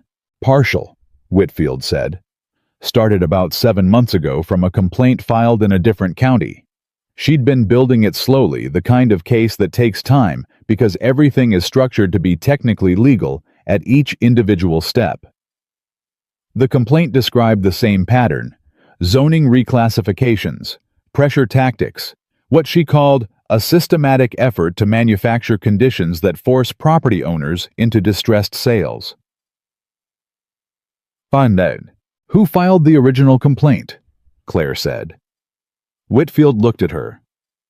"A retired judge," he said. "Name of Howard Pelham. He owns property in Larimer County that Blackwell attempted to acquire about 14 months ago. Pelham knew what he was looking at and filed directly with the state. He also had an attorney document every interaction in real time." "Why hasn't anything happened?" Marcus said. "Because Pelham's property alone isn't enough," Whitfield said. "A pattern across multiple counties documented contemporaneously with connected parties. That's what Marsh needs to take it to a grand jury." "What you gave me yesterday, the alias, the planning board connection, the Millbridge records. She says that's significant. That's the kind of cross-county, cross-identity evidence that changes the shape of the case." "And the accident," Claire said. Her voice was controlled. Whitfield looked at her for a long moment. "She wants your statement," he said. "Formal recorded as soon as possible. The missing phone records, the prior phone call you received, the timeline, all of it." He paused. "She's going to issue a formal records request to the county sheriff's department for the original investigation file, which will include whatever was documented and, more importantly, whatever wasn't." "Paul Garrity," Marcus said. Whitfield looked at him sharply. "You know about Garrity," he said. "Blue Ridge Security Solutions," Marcus said. "He retired into Blackwell's organization 7 months after closing Claire's case." Whitfield was quiet for a moment. "Marsh doesn't have that yet," he said. "She does now," Marcus said. Whitfield picked up a pen, wrote something, looked at them both. "Here is where we are," he said. "Marsh is moving, but carefully. Grand jury proceedings take time. The Blackwell financing deadline creates pressure 4 months, you said. That means Blackwell is also going to start moving faster, and a man in that position who starts to feel a formal investigation closing in is capable of things that a man who believes he's in control is not." "You're telling us to be careful," Claire said. "I'm telling you." Whitfield said precisely that the most dangerous moment in an operation like this is not the beginning when everyone is still in position, and it's not the end when everything is exposed. It's the middle, when the person being investigated begins to suspect the walls are closing, but doesn't yet know how close they are. He looked at Marcus. "You understand what I mean?" Marcus understood exactly. The middle. The moment of partial awareness. When a cornered animal was neither calm nor fully panicked, but something more volatile and less predictable than either. "What do you need from us?" Marcus said. "Documentation," Whitfield said. "Everything you have organized chronologically with source attribution. Copies of all public records. Your account of the cafe incident with dates and times. Statements from Gerald Foss and Diane Avery, if they're willing. And Ms. Whitmore." He looked at Claire. "Your formal statement needs to happen today. Not tomorrow, today." "I can do it now," she said. "Good," Whitfield said. It took 4 hours. Marcus waited. He sat in the hard chair in the hallway outside the interview room, where Claire was giving her statement to a deputy who would transmit it immediately to Carol Marsh's office in Denver. And he thought about patience. He had always understood patience as a tactical tool. Not a virtue in the abstract, but a concrete, usable thing, the ability to hold a position without moving until the moment arrived when moving was correct. He'd done it in conditions that made a hallway chair feel luxurious. He could do it here. But the nature of waiting outside a room where someone he'd known for 3 days was describing the worst moment of her life to a law enforcement officer was a different kind of patience. Not tactical. Personal. He had not expected to feel it personally, and the fact that he did was information he filed away and did not examine too closely because the middle of an operation was not the time to examine things like that. Denny texted at 11:15 engine light on a 2018 Honda customer upset. "What should I do?" Marcus texted back. "Check codes first. If it's the O2 sensor, tell her it's a 3-hour job and give her the loaner." Denny responded. "How did you know it was the O2 sensor?" Marcus responded, "I didn't." "Did I?" Denny, "Yes." "How?" Marcus, "It usually is. I'll be in this afternoon." Denny, "Is everything okay, Marcus?" "Fine. Handle the Honda." He put the phone down. He thought about how Denny had given Claire his number 3 days ago with the confident instinct of a 26-year-old who felt he was facilitating something important and had been completely right in a way that neither of them had understood at the time. Some things were like that. You made a small decision to give someone a phone number to stand up from a table to not look away when everyone else was looking away, and the small decision opened into something much larger than anything you could have seen from where you were standing. He thought about the phone call Cress had made at 6 in the morning, the controlled voice, the careful, ambiguous threats wrapped in polite language. He thought about the fact that Blackwell had made the call at all. Because a man who believed he was winning didn't make early morning calls to the mechanic who'd stood up to him in a cafe. A man who believed he was winning let his lawyers handle it on a normal timeline at a normal hour without the specific urgency of 6 a.m. Something had changed for Blackwell in the last 24 hours. Marcus wanted to know what. He texted Claire's attorney, Patricia. "When did Blackwell's legal team last contact you about Claire's case?" The response came in 8 minutes yesterday afternoon. They filed a motion to expedite the zoning reclassification proceedings, citing, and I quote, "unreasonable delays creating significant financial hardship for the development project." They've never done that before. It's aggressive. Marcus stared at that. Filed a motion to expedite. Yesterday afternoon, 6 hours after Marcus's meeting with Whitfield. 6 hours. He typed back. Was the motion public record the moment it was filed? Patricia, yes. County court filings are public. He put the phone down. He thought, public record. Which means anyone monitoring the court filing system would see it immediately. Which means if Robert Croft, sitting on the county planning board feeding information back, had a contact in the court clerk's office, or access to the filing system, or simply a standard legal alert on Blackwell-related proceedings, he'd know about the motion within hours of its filing. And the motion's unusual urgency, expedite would tell Croft that something was happening, that Blackwell was feeling pressure, that the timeline was moving in a way that required acceleration. And Croft would make a call, to someone. Marcus stood up. He walked to Whitfield's door and knocked twice quickly. Whitfield opened it. "Croft," Marcus said. "You need to flag Robert Croft for the state office right now, not tomorrow, right now." Blackwell filed a motion to expedite yesterday afternoon. Croft is going to know something is wrong. He sits on the planning board. He can access information. He can warn people. He can move to cover things. Whitfield looked at him for exactly 2 seconds. Then he stepped back from the door, picked up his desk phone, and started dialing. Plush. Claire came out of the interview room at 12:41. She looked the way you look after 4 hours of walking through the worst thing that had ever happened to you, in precise documented chronological detail. Exhausted in a specific way, not broken, but lighter. Like something that had been held in very tightly for a very long time, had finally been allowed to take a different shape. She saw Marcus in the hallway, and she stopped. "Whitfield's on the phone with Marsh," he said. She nodded. "Processed this."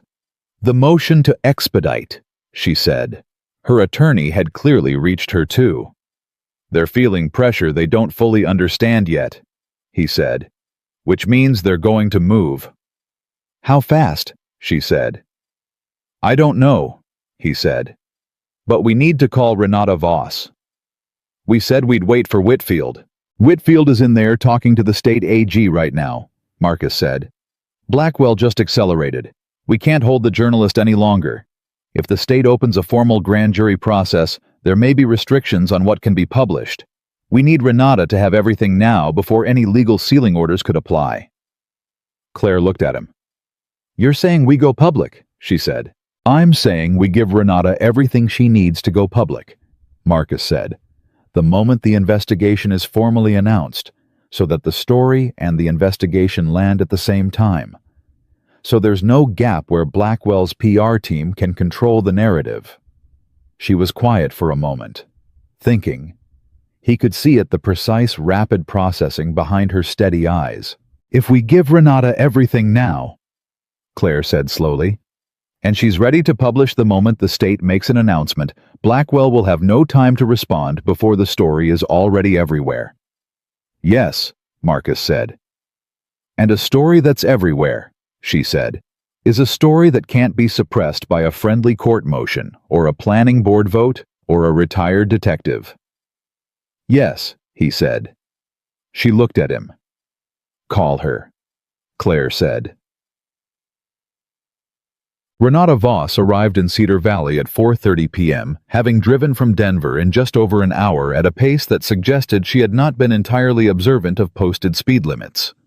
She was 41, compact and sharp-featured, with the particular energy of a journalist who has been carrying a story too long and can finally see the finish line. She sat across from Marcus and Claire in a back booth at a diner on the far edge of town. Not Patsy's, not the coffee shop on Birchwood. Somewhere neither of them had ever been, which Marcus had selected specifically for that reason, and she had a recorder, and a legal pad, and the specific focused attention of someone who is going to write the most important story of their year and knows it. Marcus gave her everything, all of it, the legal pad, the timeline, the Millbridge records, the Gerald Foss connection, the Robert Hardin alias, the planning board votes, the accident timeline, the missing phone records, Paul Garrity's retirement into Blue Ridge Security Solutions, Patricia Sue's documentation, Diane Avery's statement about the threat, the 6 a.m. call from Andrew Kress that morning. Renata did not interrupt. She wrote continuously. When he finished, she looked at both of them and said, "The phone call you received the night before the accident, you're prepared to go on record with that?" "Yes," Claire said. "And you understand that Blackwell's attorneys will immediately challenge the veracity of that claim, given that there's no recording?" "I understand," Claire said. The absence of the phone records from the investigation file, combined with Garrity's subsequent employment, is corroborating context, not proof. Context. Renata looked at her. "You've thought about this a lot," she said. "For 2 years," Claire said. Renata clicked her pen. "I can verify the alias and the planning board records independently within 48 hours, she said. "The Garrity Blue Ridge connection is a matter of public record employment registration. I can confirm it by tomorrow morning." She paused. "What I need from Judge Pelham's attorney is a copy of the Larimer County complaint, which I should be able to get as a public filing." She looked at Marcus. "The state AG investigation, when is that becoming formal?" "I don't know," Marcus said. "Whitfield is in conversation with Carol Marsh right now. The timing is their decision, not ours." "If the grand jury is empaneled," Renata said, "there may be a publication restriction while proceedings are sealed. We have a narrow window." "I know," Marcus said. "How narrow?" "Days," he said, "not weeks." Renata looked at her notes. I can have a draft ready in 72 hours, she said. If I get the Pelham documents tomorrow and the Garrity confirmation tomorrow, I can draft through Friday night and have it to my editor Saturday morning. She paused. That's assuming the AG doesn't go to formal grand jury before Sunday. That's a tight window, Claire said. Yes, Renata said.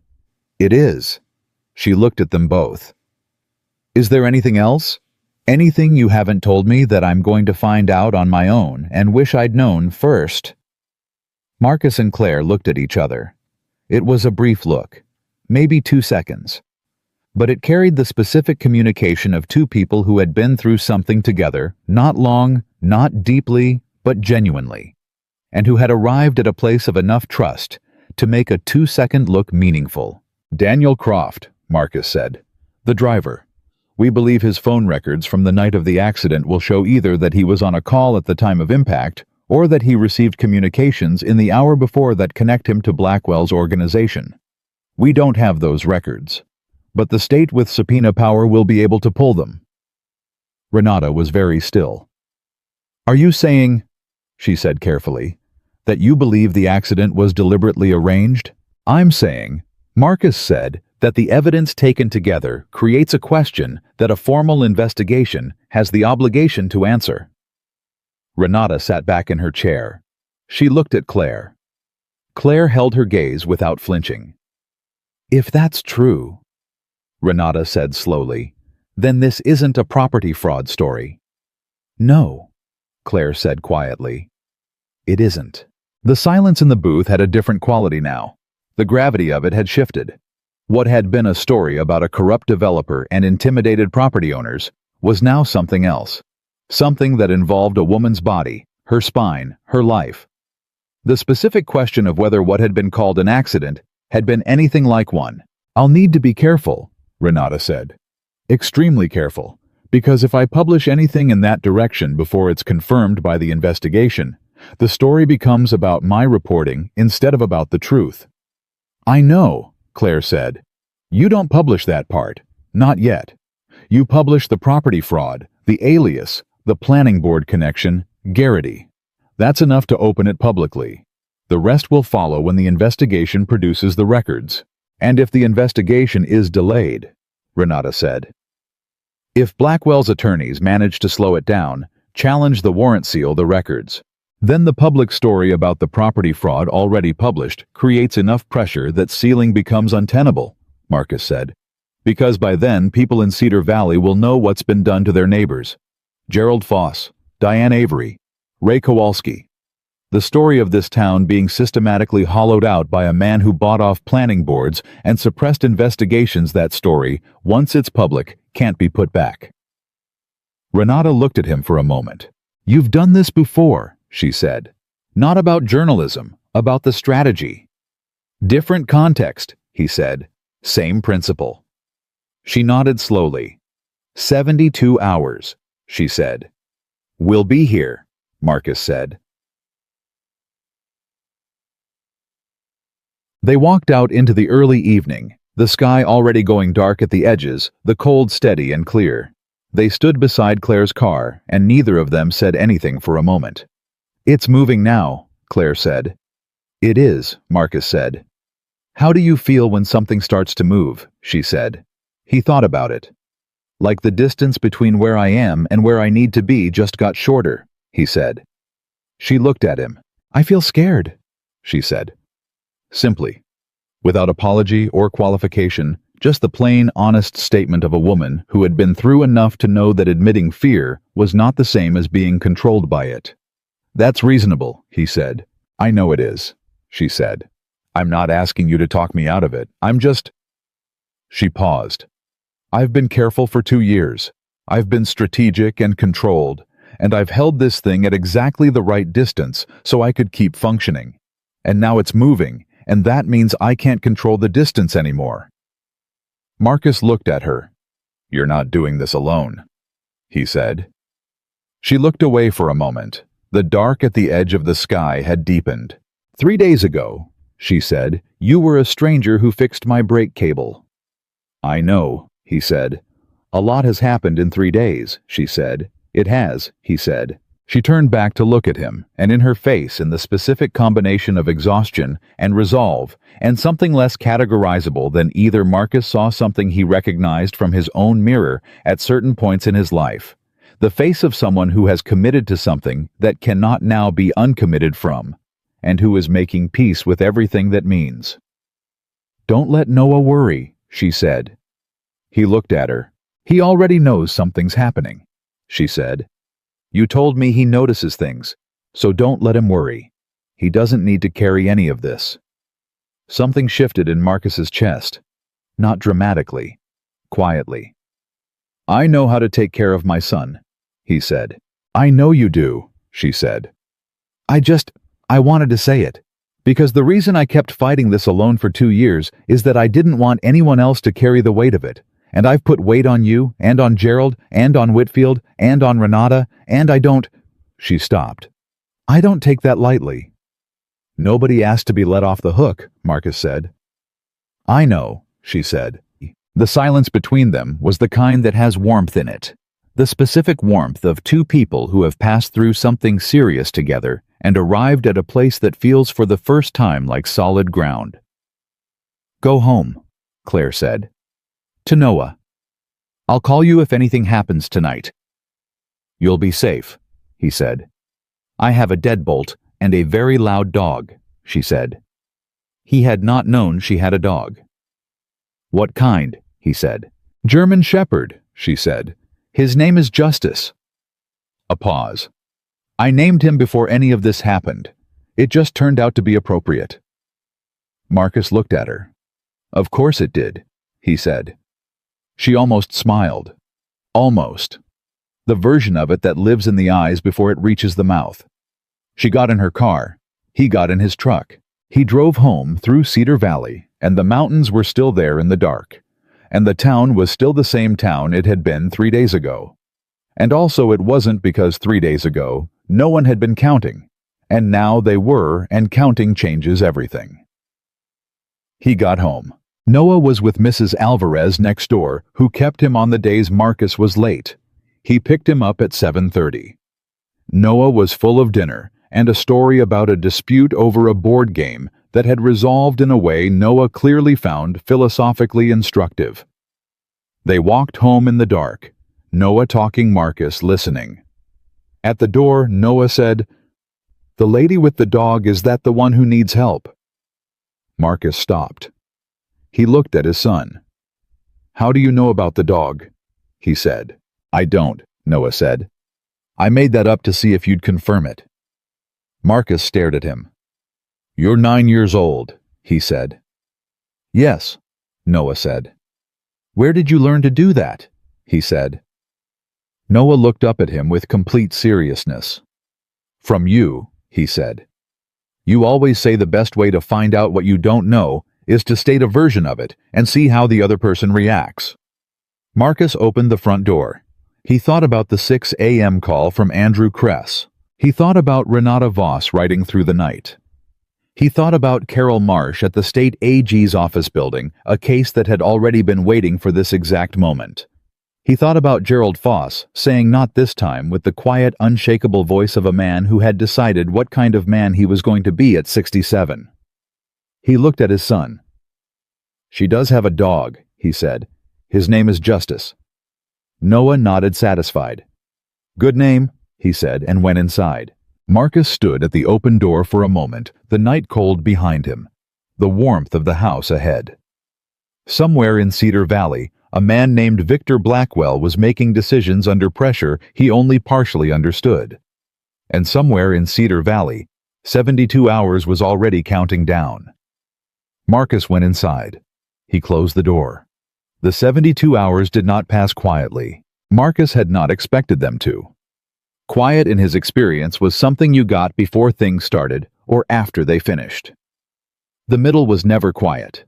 The middle was the part where everything that had been theoretical became real, and everything you had prepared for either held or didn't. He was at the shop by 6:30 Friday morning. Denny came in at 7 and took one look at him and said nothing, which was the most useful thing Denny could have done. They worked through the morning appointments without unnecessary conversation, The specific, comfortable rhythm of two people who have learned each other's pace, and Marcus was grateful for it, because his phone was doing what phones do when something is in motion, buzzing with small pieces of information that individually meant little and collectively meant everything was accelerating. Patricia Sue texted at 7:48, Blackwell's attorneys filed a second motion this morning. They're requesting an emergency injunction against any new zoning challenges to their Cedar Valley acquisition proceedings. My read is, they're trying to legally freeze the landscape before anything formal can be filed against them. Marcus read it twice. Forwarded it to Claire. Forwarded it to Whitfield. Whitfield called back in 4 minutes. I see it, Whitfield said without preamble. Marsh saw it too. She's moving the timeline up. How far up? Marcus said. She wants to impanel by Monday, Whitfield said. That's 3 days. She says the injunction attempt is itself evidence of consciousness of guilt. You don't file an emergency injunction to freeze a legal landscape unless you know something is coming and you're trying to block it. Monday, Marcus said. If the grand jury is empaneled Monday, the formal investigation becomes public record Tuesday morning at the latest, Whitfield said, which means Renata Voss needs to publish by Sunday night. Marcus did the math. It was Friday morning. Renata had asked for 72 hours. 72 hours from Thursday evening was Sunday evening. Exactly. I'll call her, Marcus said. Hail. Whitfield's voice dropped slightly, the voice of a man saying something he wants to be heard precisely. Be ready for it to get loud when it breaks. Blackwell's going to go hard with his PR people the moment that story is live. He'll try to make it about you and Claire, about a personal grudge, about a disgruntled mechanic and a disabled woman with an agenda. He'll try to make the story about the storytellers instead of the facts. Let him, Marcus said. I'm just telling you to be prepared, Whitfield said. I am prepared, Marcus said. I've been the subject of someone else's narrative before. It doesn't change what's true. A pause. All right, Whitfield said. I'll be in touch. Marcus put the phone down and picked up a wrench and went back to the Subaru on the lift, because the Subaru needed its ball joints replaced, and the customer was picking it up at noon, and some things did not pause for the larger machinery of the world. He was under the car for 40 minutes before his phone buzzed again. It was Claire. He called her back immediately. Renata confirmed, Claire said. Her voice was controlled, but he could hear something running underneath it. Not panic, not even anxiety exactly, but the particular electric quality of someone who is standing at the edge of something that is about to change everything and knows it. She has the Pelham documents. She confirmed the Garrity Blue Ridge employment record independently. She has the planning board records from Millbridge. Under the Hardin alias, she found the original meeting minutes. A pause. She's writing now. She says she'll have a draft to her editor by 10 p.m. tonight. That's ahead of schedule, Marcus said. She said she stopped sleeping, Claire said. She said this is the kind of story that makes you stop sleeping. Tell her to hold publication until she hears from me or Whitfield, Marcus said. The timing has to coordinate with the AG announcement. I already told her, Claire said. She said she's ready to publish the moment we give the word. Another pause, shorter this time. Marcus, there's something else. He waited. Gerald called me an hour ago, Claire said. He got a visit this morning, 2 men he'd never seen before. They came to the print shop before he opened, knocked on the back door. He let them in because he thought it was a delivery. Marcus set the wrench down. What did they want? He said. They said they were there to do a safety inspection, Claire said. Gerald said they didn't have any identification that looked official. They walked through his shop, made notes, didn't explain what they were noting. Before they left, one of them said, Gerald wrote it down exactly. Mr. Foss, it would be a shame if your operating license faced complications, especially given your history in Millbridge. The last 4 words sat between them on the phone line like something physical. They know about Millbridge, Marcus said. They know we know, Claire said. They're telling Gerald that they know. It's a warning. It's also... She stopped. It's also confirmation, because if they had nothing to hide about Millbridge, there's nothing threatening about mentioning it. "How is Gerald?" Marcus said. "Scared?" she said. "But he called me instead of caving, which means he's the right kind of scared." "I'm going to him," Marcus said. "I'm already here," she said. "I've been here since he called. We're in the back of the shop. Justice is with me." "You brought the dog," he said. "He's a German shepherd," she said. "He weighs 90 pounds. I find his presence clarifying." Marcus almost said something about that. He didn't. "Stay there," he said. "Don't let Gerald be alone today. I'll finish what I need to finish here and come to you." "Marcus." Her voice shifted. "Careful. They mentioned Millbridge to Gerald, which means they've connected Gerald to us, which means they may know we've been talking to Whitfield." "They don't know about the state AG," Marcus said. "If they did, the move wouldn't be to send 2 men to Gerald's back door. The move would be to call their lawyers and start a containment strategy. This is still intimidation. This is still the playbook." "It's an escalated version of the playbook," she said. "Yes," he said. "Which means we're on the right timeline." He told her about Monday, about the grand jury, about Sunday night. The silence on her end was the silence of someone absorbing a timeline and calculating everything it meant. 3 days, she said. "Less," he said. 2.5. "Then we hold," she said. "We hold," he said. "And we make sure Gerald holds." He got to the print shop at 1:15. Gerald was behind his counter, which was where Gerald functioned best in his own space on his own ground, with the smell of ink around him that he'd stopped noticing 20 years ago. He looked older than he had 2 days ago, the way people age in fast-moving situations, stress-compressing time. But he was upright. He was there. Justice, the German shepherd, was lying under the counter, near Claire's chair, with the proprietary calm of a dog who has assessed the room and decided everything is under control because he is in it. Gerald looked at Marcus when he walked in. "They knew about Millbridge," Gerald said. First thing, needing Marcus to know he understood the significance. "I know," Marcus said. "That means they've been doing their homework on you since you first said no to the zoning notice." "They knew before I even said no," Gerald said. "They had to. You don't dig that kind of thing up in an afternoon. They came to Cedar Valley knowing my history. They chose me as a target partly because of it." Marcus looked at him. "Why partly?" he said. "Because the print shop is useful to them," Gerald said. "But also because a man who folded once is a better bet to fold again." He said it without self-pity, like stating a fact about the landscape. "They did their research. They came prepared." "They underestimated something," Marcus said. Gerald looked at him. "What?" he said. "That you'd meet Claire Whitmore," Marcus said. "That someone would start asking questions. That the second time around you wouldn't be alone." Gerald was quiet. Claire had been listening without speaking, her hands in her lap, Justice's head resting against her wheel. She looked at Gerald with the specific expression Marcus had come to recognize as her version of warmth, not demonstrative, not soft, but genuine, in a way that was more valuable than soft. "Gerald," she said, "in 2.5 days, a story is going to run in the Denver Post, and the AG is going to open a formal investigation.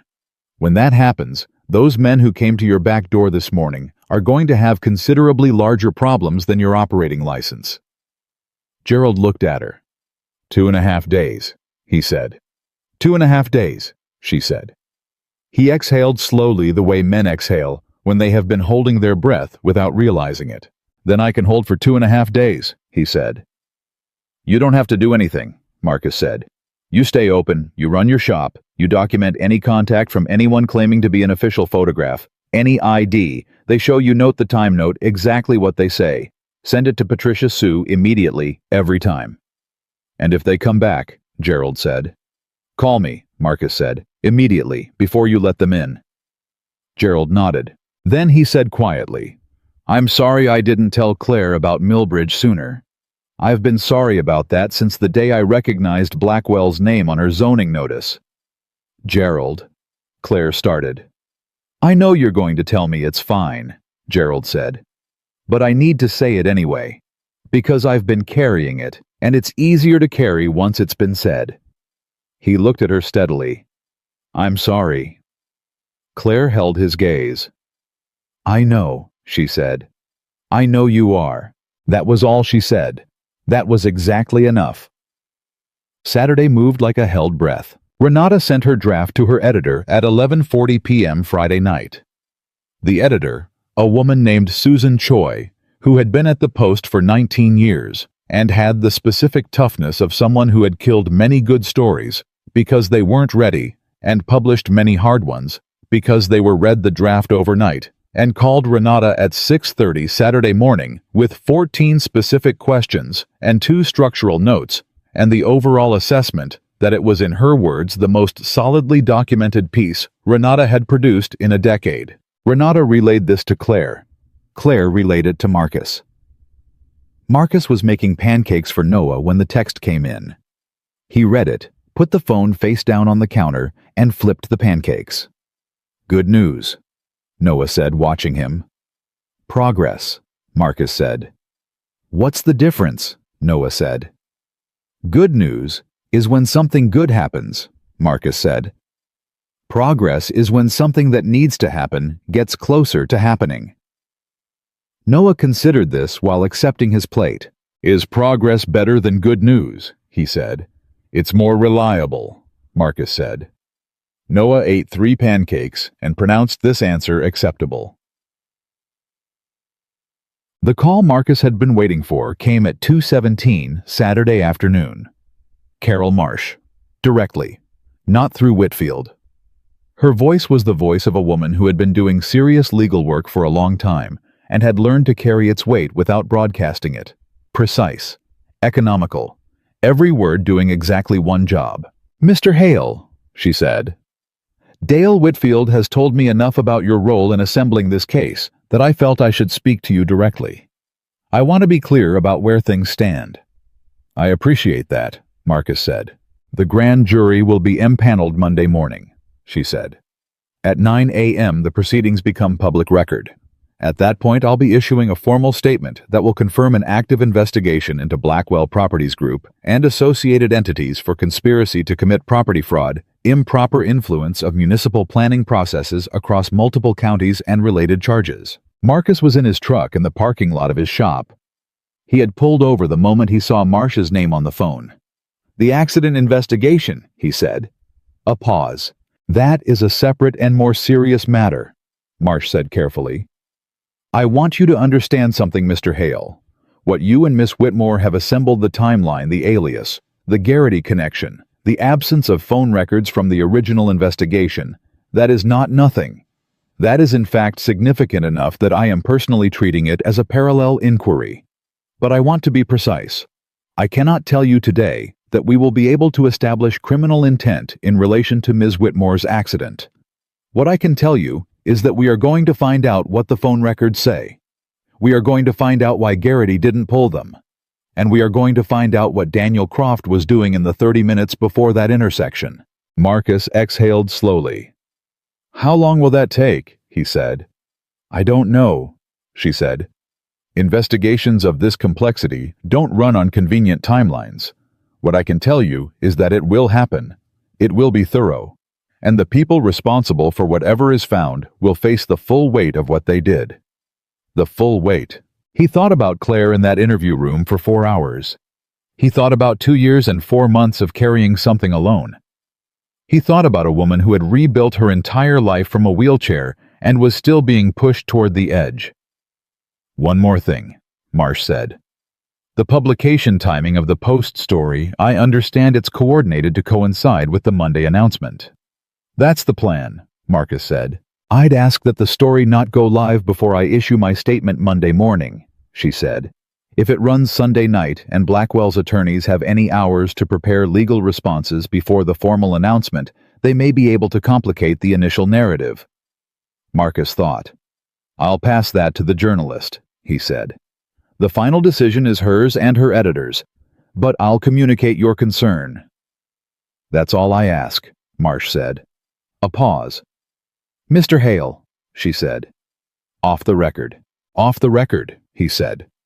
What you did here, the way you assembled this, I've seen law enforcement professionals with significantly more resources do this less cleanly. A pause. I want you to know that what happened to Ms. Whitmore was not acceptable. And the fact that it has taken 3 years and a former Navy SEAL in a small-town auto shop to bring it to this point is something I find professionally embarrassing. Marcus didn't say anything for a moment. It wasn't just me, he said. It was Gerald Foss and Diane Avery and Dale Whitfield and a retired judge named Howard Pelham and Claire herself. She's been fighting this for 2 years before I walked across a cafe. I know, Marsh said. I've read her statement. A brief pause. She's remarkable. She is, Marcus said. The call ended. He sat in the truck for exactly 60 seconds. Then he called Claire and told her everything. When he finished, the line was quiet for a moment. Monday morning, Claire said. Monday morning, he said. Another pause. Longer. Marcus, she said. Yeah, he said. I don't know how to thank you for this, she said. And I'm aware that's a strange thing for me to say because I've spent this entire week telling you I didn't need to be rescued. You didn't need to be rescued, he said. You needed someone to stand in the same place you were already standing. She was quiet. That's a very specific distinction, she said. It's an accurate one, he said. He heard her exhale, and in the exhale was something that had been compressed for a very long time, finally being allowed to expand. Okay, she said. Monday? Monday, he said. Sunday passed, the way the last day before. Something passes simultaneously slowly and too fast. Every ordinary hour carrying an awareness of itself that ordinary hours don't usually have. Marcus took Noah to his soccer game in the morning. Noah played midfield with the specific combination of tactical intelligence and physical fearlessness that occasionally made Marcus wonder who exactly he was watching. Noah's team won 3-1. Noah assisted both goals and scored the third himself, with a shot that seemed to surprise him as much as anyone else. In the car on the way home, Noah said, "Is it almost over? The thing you've been working on?" "Tomorrow morning," Marcus said. "And then it's done," Noah said. Marcus thought about Monday, about the grand jury, about the investigation that would run for months, possibly more, about Daniel Croft's phone records and what they would or wouldn't show, about the parallel inquiry Marsh had described with the specific carefulness of someone who does not make promises she can't keep. "The part I'm directly in the middle of," Marcus said, "is almost done. The larger thing will take longer. But the part where someone can do anything to stop it, that part ends tomorrow." Noah processed this. "Good," he said, completely decisive, no ambiguity. "Yeah," Marcus said. "Good." Renata Voss coordinated with her editor. The story would run Monday morning at 6 a.m., 2 hours before Marsh's scheduled 9 a.m. statement. Marcus had conveyed Marsh's concern. Renata and her editor had listened, considered, and made the call that 2 hours was not enough time for Blackwell's attorneys to materially affect anything. The grand jury was already impaneled. The proceedings were already in motion, and a story sitting ready to go at the moment of formal announcement was exactly what this situation required. The editor told Renata publish at 6. Renata called Claire at 9 p.m. Sunday. 6 a.m. tomorrow, she said. It's going up. Claire said, okay, just that, just okay. The single syllable of a woman who has been moving toward something for a very long time and has finally arrived at it and doesn't need to say anything larger. She called Marcus immediately after. 6 a.m., she said. I know, he said. Renata called me too. Did you sleep last night? She said. Some, he said. Me either, she said. Justice kept checking on me. Every time I was awake, he put his head in my lap. I think he could tell. Smart dog, Marcus said. Yes, she said. A pause. Marcus, whatever happens tomorrow, whatever the investigation finds or doesn't find, however long it takes, I want you to know that this week changed something for me.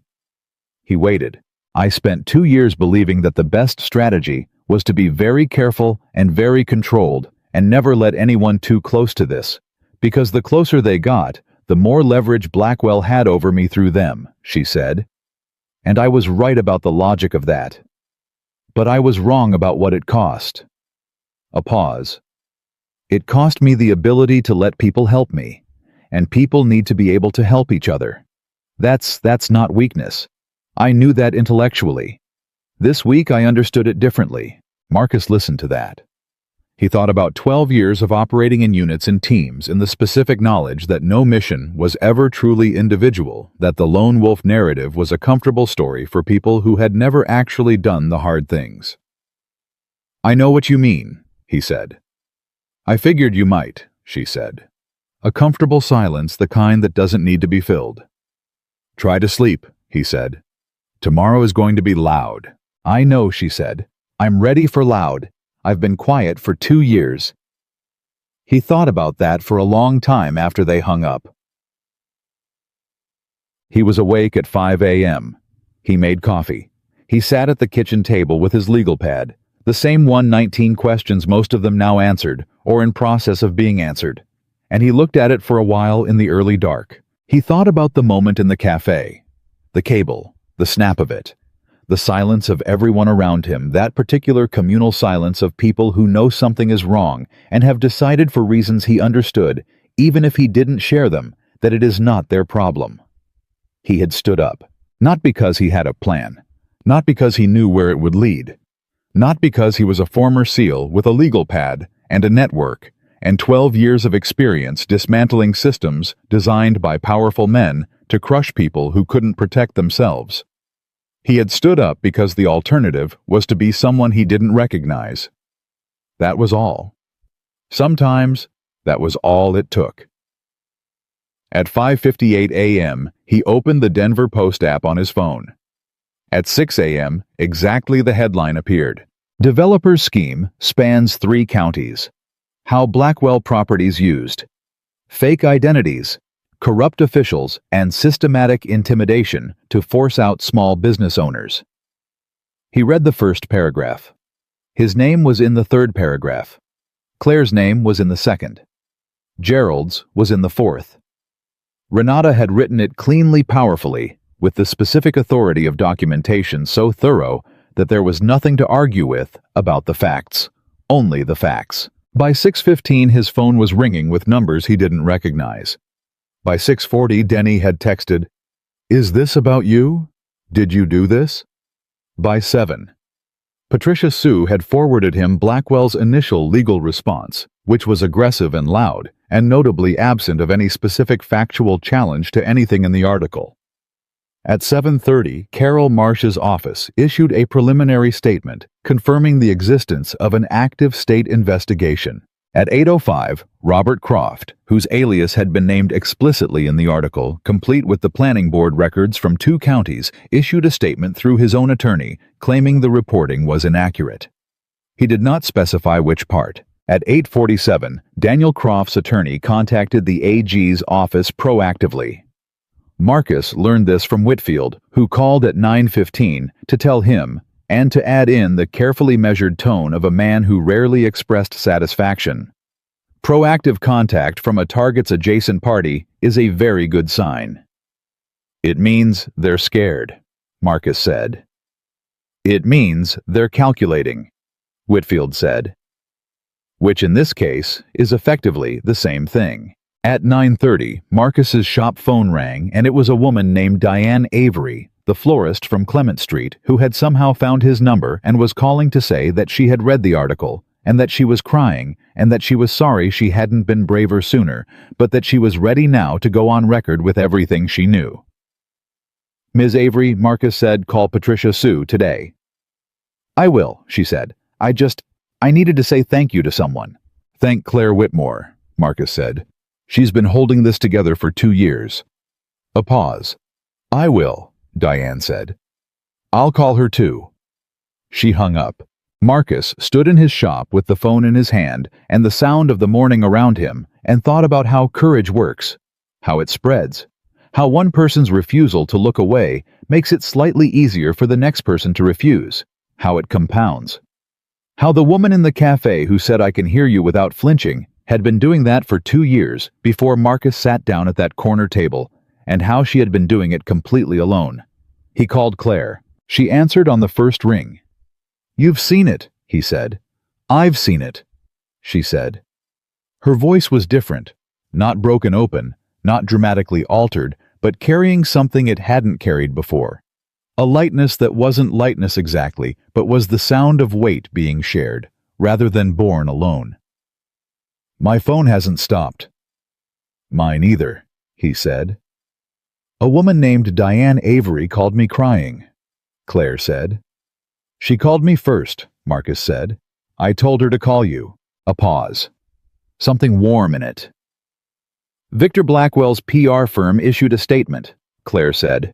"They're calling the article a politically motivated attack driven by personal grievances." "And," Marcus said, "and my attorney pointed out that the article contains 27 independently sourced public documents and 0 unattributed claims," Claire said. "So the PR firm is welcome to call it whatever they'd like." "Are you okay?" Marcus said. A pause. Different from her usual pauses. Quieter. "I'm sitting in my kitchen," she said. "Justice has his head in my lap. The article is on my laptop. My phone is ringing every 4 minutes." Another pause. "And I feel like I've been underwater for 2 years, and I just broke the surface." A beat. "That's not metaphor. That's actually what it feels like." Marcus didn't say anything for a moment. Sometimes the right response to something true is just to let it be true. "The investigation is going to take time," he said. "The accident inquiry especially. You know that." "I know," she said. "I know it won't be fast. I know there will be days where it feels like nothing is moving." She paused. "But today doesn't feel like that. Today feels different." "Because it is different," he said. "Because it is different," she agreed. He looked at his shop. At the lift with a car on it. At Denny, who was watching him from across the bay, with the expression of a 26-year-old who has finally understood that the woman whose number he gave his boss at 7:50 in the morning 3 days ago was at the center of something considerably larger than he had imagined. "I have to open the shop," Marcus said. "I know," Claire said. "This weekend," he said. "When things are calmer. I'd like you to meet Noah." The pause after that was the pause of someone who was not expecting the sentence and was deciding how to receive it. "He already knows about Justice," she said. "He'd like to meet him," Marcus said. "Separately from wanting to meet you. He's 9. He has priorities." She laughed. He heard it, a real laugh, not a polite one, not a controlled one. The laugh of someone who has just for the first time in a long time found something genuinely funny in the middle of a serious morning. It was a good sound. "This weekend," she said. "This weekend," he said. He put the phone in his pocket. He walked into the shop. Denny said, "So that was her." "Open the bay doors," Marcus said. "We've got a full day." Denny opened the bay doors. The cold morning air came in clean and honest, the way Cedar Valley air had always been, the kind that doesn't apologize for itself, that just is what it is, that asks nothing from you, except that you breathe it and keep moving. Marcus picked up his wrench. He thought about a woman who had spent 2 years underwater and had finally broken the surface. He thought about a 9-year-old boy who noticed everything and said exactly what he meant. He thought about a print shop owner who had been ashamed for 4 years and had decided in a moment that cost him something to try again. He thought about a journalist who had stopped sleeping to write a story that needed to be written. He thought about a sheriff who had been honest for 16 years and kept being honest when honesty got complicated. He thought about the cable in the cafe, the snap of it, the silence, the moment of choosing. He had spent 12 years believing his most important work was behind him in classified mission reports and field operations, and the specific irreversible things you do when you are asked to go to the places the world doesn't want to look at directly. He had been wrong about that, The most important thing he had ever done was put his coffee down and stand up. Everything else had followed from that. Everything always followed from that, from the single decision made in the ordinary morning light of an ordinary cafe in a small Colorado town to be the kind of person who does not look away when looking away would be so much easier. Some missions don't end. Some missions become the rest of your life. And if you're paying attention, if you're honest about what you see and willing to do something about it, if you're the kind of person who stands up when everyone else is deciding to stay seated, then the rest of your life turns out to be exactly what you were always meant to be doing. Marcus Hale went to work. The bay doors were open. The morning was cold and clear. And Cedar Valley, for the first time in a long time, was a town where the right people finally knew they were not alone.